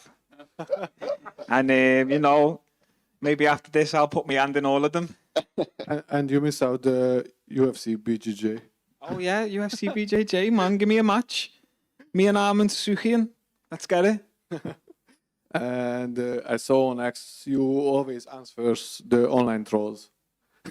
That's because they made you angry, or that's just for the fun? Nah, I can't be getting angry with these fans sitting at home on the couch watching me. I love it, lad. I think it's funny, and I think deep down, the trolls, I think they're your biggest fans, really. They're the ones who love you the most. Do you know how many people support me? And on fight week, they message me like, "When's your next fight, bro?" I'm like, "What do you mean, lad? I'm fighting on the weekend." But the trolls, they know exactly when you're fighting, what time, who you're fighting. They're your biggest fans, bro. They're your biggest supporters, innit? Thank you and good luck. Yeah, man. Hey, how you doing? What's up, Shem? Yes. So, quick one. After this weekend, everything goes well. What does the next 12 months look like for you? Oh, 12 months, lad. I haven't even been thinking about past Saturday, to be honest. I'm just thinking about killing this fella in front of me. But, yeah, the goal's to get in the rankings. The goal's to get paid. I'm trying to win some bonuses. Yeah. Trying to buy my mum a new house. I'm trying to move up in the world. But right now, I'm not thinking past Saturday. I've got a job to do. I'm here to put on a clinic. I think got a lot to prove still. Got a question here from Breezy. He actually recognizes you're a bit of a fan with the hobby cards, UFC fight cards as well. What's your favorite card that you've got? That's not yourself, of course. I've just bought a 101 Alex Pereira, Izzy, Jewel, Patch. That was like about 4 bags. Me paddy cards. I've got about 50 paddy cards. Some of them I've paid like 3-4 grand for. I've been hunting the Hunter card, and I've been hunting the Hasbulla card, but no luck. I tried to get a Tibas 101 and I got outbidded, so I was fuming about that. But I need to get Luke Riley's when it comes out of mine. Yeah, they're the main hunts coming up. Okay, so we know what the bonus is for. Yeah, that bonus is getting rinsed on cards. If I was in Vegas, I'd be putting it all on black and spinning it. So probably for the better. At least I've got an asset to show for it. Okay. All good, everyone? Thank you.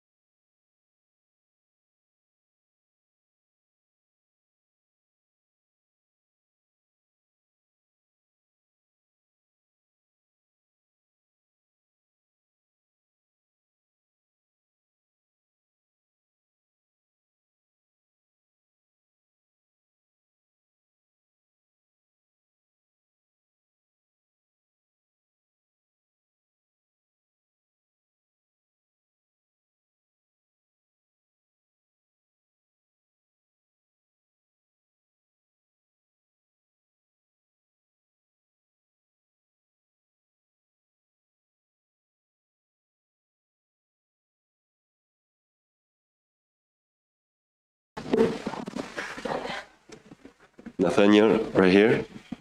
So you're most certainly aware of what happened in the previous fight of that was obviously cancelled of Lawson Keita. He missed weight.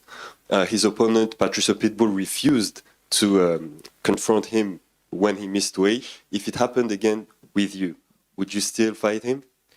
I guess it would all depend on how much he missed weight by. You know, if he's missing weight by a pound, like my last opponent, no, the fight's still on. If he misses weight by 10 pounds, you know, obviously it's a different story. But yeah, I would always let my coaches make the decision. But yeah, I'm not going to turn down a fight because of, you know, a pound. Last time we were here in London, you showed a beautiful display of boxing against my fellow Frenchman, Morgan Charrière. You also have great grappling. You show this at Polaris events. Are we going to expect a great grappling showdown on Saturday? I think at the end of the day, it's mixed martial arts. And I don't really go into any fight with an actual game plan as such. I like to go in there and I just kind of learn as I go through the rounds. So if at any point I feel like the takedown's there and it will be a better chance to grapple, I will. But I also think that, you know, stylistically, this is a great matchup for me in the striking department. You were labeled the prospect killer after your last fight. Is that a position that you like better than being the prospect? No, it makes me feel old. You know, I'm only 32, so yeah, prospect killer makes me seem a bit older than I am. Thank you. Nathaniel? When we spoke, you voiced your frustrations about not having a ranked opponent. Everyone on social media said Nathaniel should be getting a ranked opponent or should be ranked right now. And so how do you feel about fighting someone who's making their debut? It's frustrating. You know, obviously, Cater's a big name. He's a tough opponent, but I'd rather someone that's in the top 10, top 15, which is what I feel like I deserve. But at the end of the day, I'm not the matchmakers. I just fight whoever they give me. Cater was the name. They said, you want to be on the London card? That's who you've got. So, yeah, it's frustrating. But at the end of the day, I guess there's a lot more that happens behind the scenes that I don't see. You know, for all I know, maybe they did offer me someone to another guy and maybe they turned me down, or, you know, maybe everyone's not available. So I try not to look into it too much. I try and just focus on what I can control and yeah, just go in there and compete against Cater on Saturday night. And what's fight week been like for yourself? Because it's been GB top team's very busy. You've got many fighters on the UFC. You've got pit on Cage Warriors. So what's it been like in the gym, in an environment where so many people from your gym are fighting at the same time? It's great. If I'm honest, GB top team's always busy. You know, we have about 40, 50 pros in the gym, so there's someone fighting every other weekend. So, yeah, not much has changed, but the atmosphere's been great. You know, some of my main sparring partners are also fighting tomorrow night on Cage Warriors. So, yeah, it's been good to do a full camp with them. And last one from me. I'm asking every UK fighter on the card, with the White House being so hyped up and talked about, one of the biggest stories in MMA, if there was a UK equivalent, where would you want it to be held and who would you want to fight? If I'm honest, the only dream place I'd like to fight is Wembley Stadium. You know, I think that would be amazing. 80,000 people. I think the UFC could pull it off. So, yeah, if anything like that ever came about, that's my dream event. And who would you want to fight at Wembley? Whoever's got the belt at the time. Thanks, Nathaniel. Nathaniel, yeah, here in the middle. Hey. Yes. Yesterday I talked with Lozan Keita, and he thinks you are a harder opponent than Patricio Pitbull because you are a seasoned veteran here in the UFC. And this is the peak of the MMA scene. And what do you think about him? How do you see him ranked to your previous opponents? I think it just shows where the respect is. You know, I appreciate how talented he is. He obviously thinks that I'm tougher than Pitbull, which I take as a compliment. I'm a lot younger than Pitbull. So, yeah, you know, I think at the end of the day, you've got two very talented martial artists, about to throw down, and hopefully we can make fireworks and go away with 100 grand. Thank you and good luck. Thank you. Yeah, here, Nathaniel, just right here. Yeah, after two huge wins last year in London and in Abu Dhabi, do you think like a finish in front of your home crown can guarantee you a top 15 opponent for the future? Do you know what? I don't know what I've got to do to get a top 15, but yeah, I'd like to think so. I'd like to think that if I, you know, finish Cater this Saturday, that maybe I would be in the rankings there and then. You know, I guess it all depends on how the fight goes and how well you finish it. You make me the transition, because I hear you that the matchup you think is dangerous but perfect, because Keita is like an aggressor. Can you a little bit talk about this, because it was on French media, but it was very interesting. Yeah, styles make fights. I always do better against someone that's coming at me, you know, that's going to be aggressive, and Keita is very aggressive. You know, I would struggle more personally with kind of, you know, the guys that are going to point, score and move, and guys that do very unorthodox things such as Jose De Galdo. You know, he landed a spinning elbow off a head kick. That's not often thrown. Keita, very powerful, but his style's quite basic. Overhand rights, left hooks, quite standard. Of course, I respect it. He's very powerful. He's been finishing guys at lightweight. But I believe that my technical side of boxing is going to be able to, carry me through that with no problems. And the last one for me, your teammates, Lionel Kavanagh, just won a few weeks ago against Moreno. A huge fight, huge opportunity for him. Does it give you some extra confidence? What's happened in your gym with your teammates and stuff like this? Yeah, of course. I think as soon as Lonnie got matched with Moreno, we knew that he would do the job. We know how talented he is, so for us it wasn't a surprise. Thank you very much. Thank you. Hi, according to the last fight of Keita, you don't scare any about his weight? I'm so sorry, can you say that one more time? Do you scared about the weight of Keita because last time what happened? No, I think missing your weight on your debut, he would be very, very silly to try and attempt it again if he wasn't 100% sure that he would make weight. Over here, you said it was frustrating facing a debuting fighter instead of a ranked opponent like you would want. Do you feel disrespected being considered an underdog? Yeah, I'm always disrespected. I feel like I get disrespected all the time, and if I'm honest, I thrive off it. So, keep disrespecting me, and it will just give me more fuel. Do you think you'll call someone out if you win on Saturday? I don't think I get on the mic when it's the prelims. I think they just shoo us back. But backstage, maybe. But if I'm honest, I haven't got anyone in my mind other than Keita at the moment.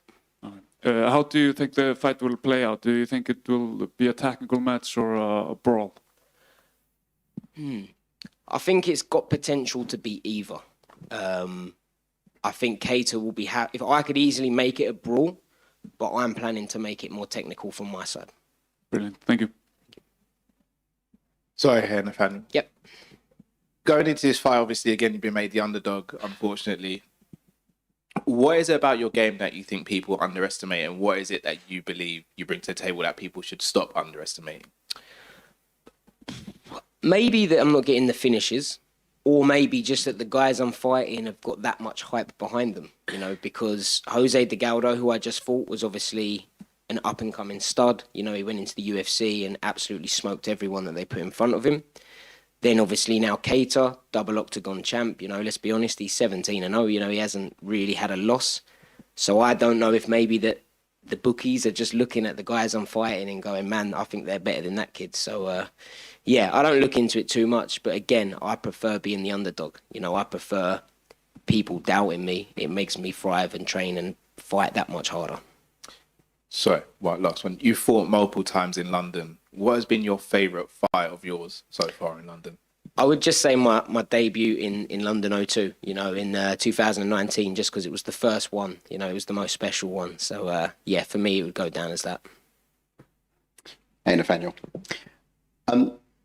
Just wanted to say that your frustrations are shared, I think. And it's great that you go into a fight not wearing or carrying all of that, because a lot of your fan base do and share it as well. So, but just a quick question on it. What do you think you're not doing that you perhaps should be doing in order to get noticed or to get those opportunities a little higher up the rankings? We had some of the other fighters talk about how the game's changed this year with Paramount Plus and how matchups are happening. Do you have an idea as to what more you need to do to kind of...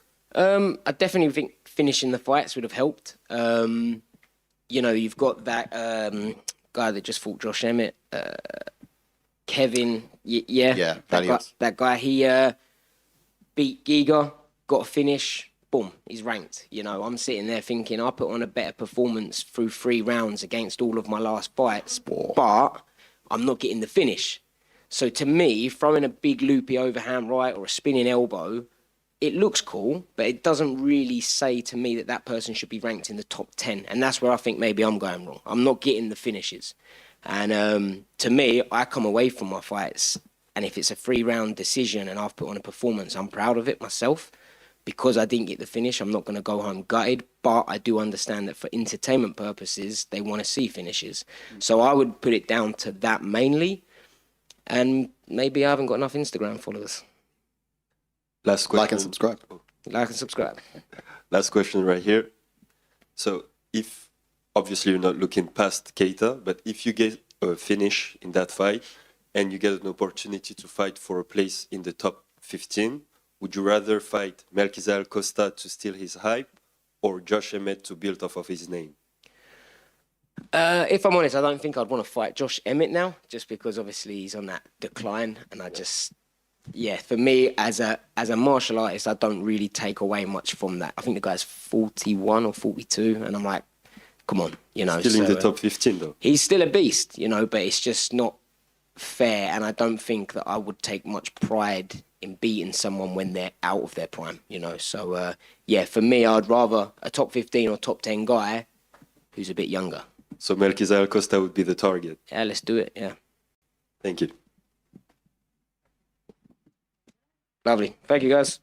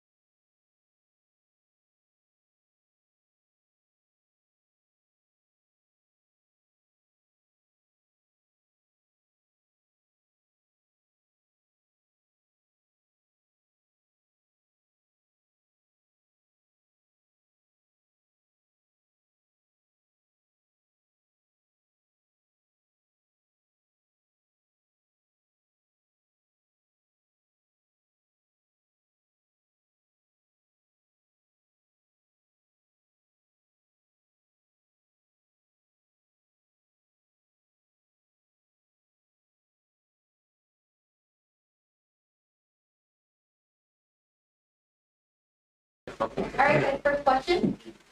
Christian? So with back-to-back performance tonight and bonuses, and you're currently running a 3-fight win streak, at what point do you believe you'll stop being called a contender, a prospect, and you'll start being called a serious contender in the middleweight division? I think when I go from prospect to contender, and that would be once we've taken some names that are well known and well reputable in the division. This fight I have this Saturday, Roman, is definitely one of those names. Solid fighter. He's been here a fair few years now. I've been in the rankings a fair few years now. So a win over Roman would definitely put me towards that kind of talk. And you came into the UFC with a lot of hype, being a Cage Warriors champion, and you're getting in the biggest stage of your career, ranked opponent in London. Do you feel like this is a long time coming for yourself? Yeah, definitely. And there's no better place for it to happen than London, home soil, home crowd, home fans. So the atmosphere alone would be crazy, And then to put a stamp on it, getting that win and getting that number next to my name, it puts a big statement out there. And last one from me, I'm asking every UK fighter on the card, with the hype surrounding the White House card, if there was a UK version of the White House card, where do you think it should be held and who would you want to fight? That would have to be Wembley Arena. Who would I want to fight? When there's a list of names that could be exciting fights, especially on that card. But I think an exciting fight for myself on a big card like that would be, a name like Izzy, something like that. Just a stand-up fight, a fun fight for the fans. Thanks, Christian. Next question. Hi. So you've shown some knockout wins. What more do you think you need to display in order for people to really kind of get behind you a little bit more and start pushing for, as we was talking about earlier, a bit more of a contender fights? Yeah, I think naturally as I have more fights in the UFC and I keep growing and developing how I am, my skill set will naturally show. So I've shown that I can finish fights. I've shown that I can get knockouts too. That's naturally in my style. I'm not a boring fighter at all. I bring excitement to the division. And, there's not many guys like me in my division that move the way I do and kind of, have the flair that I have. And I'm also developing. So there's other things that I'm working on constantly in the background that when I have the opportunity to showcase, they definitely come through. Yeah, it's a great style, and what you wouldn't want to do is pigeonhole that. But against someone like Roman Dolidze, do you think this is the fight where we'll see more elements to your game, or for you, is this a similar problem we've come up before and you know how to answer it? I think it will come down to how Roman approaches this. We know his style. He's very good at what he does. He's a strong. He likes to bring guys into brawls. He's a very good grappler too. A good wrestler, strong guy. It depends on what he brings, because there's fights where he's stood up the whole fight and there's fights where he's brought it to the ground. So naturally, depending on where it goes, you'll see what skills I need to bring out. Okay, cool. Christian. Right, good luck. Thanks. Right here in the middle. Yes, sir. What do you think Roman will be your hardest opponent yet? I would definitely say he's well up there. Yeah, he's well up there. And nobody kills him in his career, and you will obviously rank with a win. And this could be your breakout win in the UFC. Say that again. Sorry. So this could be your breakout win in the UFC if we talk about the middleweight title. With a win over Roman, yeah, for sure, man. Like I said, Roman being the name that he is and the experience that he's got, yeah, man, it definitely puts us in that position. And for me personally, a win over Roman that we actually met a few years back in Albuquerque, New Mexico, when I was an amateur. This is going back 2017. He was getting ready for his UFC debut, and I was still just out there training as an amateur, just to kind of get a feel for what the professional atmosphere was like. And they put me across with the pros to train. So we got a bit of mat time then. So for me, it's like gone full circle, and I get to actually see now, okay, I'm at that level now. And so do you think you could be the first to KO him? Hey, time will tell. We'll see what happens Saturday night, but I know it's going to be a fun fight for sure. Thank you, and good luck. Yes, sir. Yeah. Just wanted to ask, obviously, because you're a middleweight and obviously you're facing Roman Dolidze next, like, who do you think is going to win out of Sean Strickland and Hamza? Strickland and Hamza, that's that's a good fight, you know. I wish him with Fluffy, Strickland can change styles of fights, you know. We know Fluffy likes to he's a grinder, he likes to put pressure on guys. But Strickland managed to kind of slow him down in what he wanted to do. So if you can do that against Hamza, and the Hamza style is very, you know, it expresses a lot of energy. So if you can do that against Hamza, you never know what could happen towards the end. But if I was betting on the fight, I would go with Hamza. Do you, obviously, because you're facing Roman next, but do you ever look at those opponents and obviously compare your styles to them and just basically imagine being in there with them? Yeah, especially 100%. I'm always scoping the division, scoping the guys above me, especially, you know, because as even back then I said with Roman, knowing that he's in my division, and I knew at that time where I'm heading to, I knew he could be a potential opponent, you know. So you scope these guys out, but looking ahead of the guys that are in the division above me, man, there's exciting fights all around, you know. You've got guys I've been watching and even fans of from when I first got into the sport. So to me, it's some big fights, there, big opportunities coming. Yes, sir. Looking at you right now, you look extremely happy, excited, and just grateful to be in the position you're in. You look at the landscape of your division at the moment. How excited are you to be a part of this and knowing that a fight and a win against Roman could potentially propel you to the next level? Yeah, man, it's exciting. It's definitely exciting for more than just, you know, being able to compete here. It's exciting in the fact of what kind of legacy we can potentially create here, you know, long term too. But also the competition, you know, that's why I get excited. The level of competition that I can face. Like I said, there's guys that I've been watching for a long time, and to be able to potentially put my name in that hat, you know, towards that contender, then yeah, that's what excites me as well. Completely hear it. Also, fighting in London as well. How difficult is it getting the balance between feeding off the energy from the crowd, but also remaining professional to get the job done as well? I think it's a natural balance, you know. I'm always in a mindset I need to get the job done, you know. I always bring that kind of a mindset to it, but then the crowd, the home crowd especially, the atmosphere is different. You feed off the energy. So my past few fights have been at the Apex, and it's quite intimate, you know. It's quite intimate. But then when you've got thousands of fans screaming around you, especially when you're in there and you land certain shots, it's a different kind of energy, man. Super. And then final question for me. Apart from your fight, obviously on the night, what fight are you most looking forward to seeing? I'm looking forward to seeing Lerone fight, you know. I think this is the one, if he wins this, that puts him in for a title shot. A long time coming for him, you know. He's earned the spot undefeated, big finish in his last fight. So, man, I'm looking forward to seeing Lerone complete, and obviously the other UK guys. All the best for Saturday. Respect, man. Appreciate it. Over here. So I want to ask, do you feel any pressure according to that? You are fighting with the ranked rival, so if you win, you probably would be there. And do you observe Roman, because he was in Warsaw, in the Warsaw club, training with ex-UFC champion Jan Blachowicz, for example? Okay. And you didn't know about that? No. Okay, so do you feel any pressure about that? No pressure, you know. I always put a certain amount of pressure on myself, you know. So all the extra kind of stuff I just take in my stride, you know. I'm always in my own mind. These extra things, I don't see them as pressure, you know. It's more opportunities to grow, develop, and build, and get towards where we're going to, man. So this fight with Roman, when I first heard the name and that I'm going to be fighting him, when you listen how quick I signed the contract to get that fight there, just see it as, you know, it's a way to push me towards where I need to get to, man. It's an exciting fight. A lot of fighters in Warsaw said that he do amazing things in grappling. So do you feel any fear about that?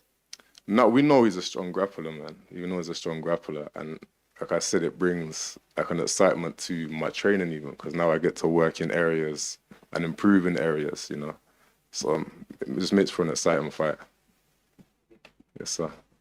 Over here, you had 2 finishes, last 2 fights. Are you coming in for the hat trick, or are you going to be more cautious? I think the finishes come naturally, you know. It's nothing that's forced. If I see an opportunity to make a finish happen and it'll happen, it depends how the fight's going. But both of our styles, you know, there's bound to be, you know, some explosive exchanges in there. Yeah. How do you see the fight playing out? Do you expect him to try to close the distance, clinch and wrestle, and make it dirty? it would seem that would be the best approach for him.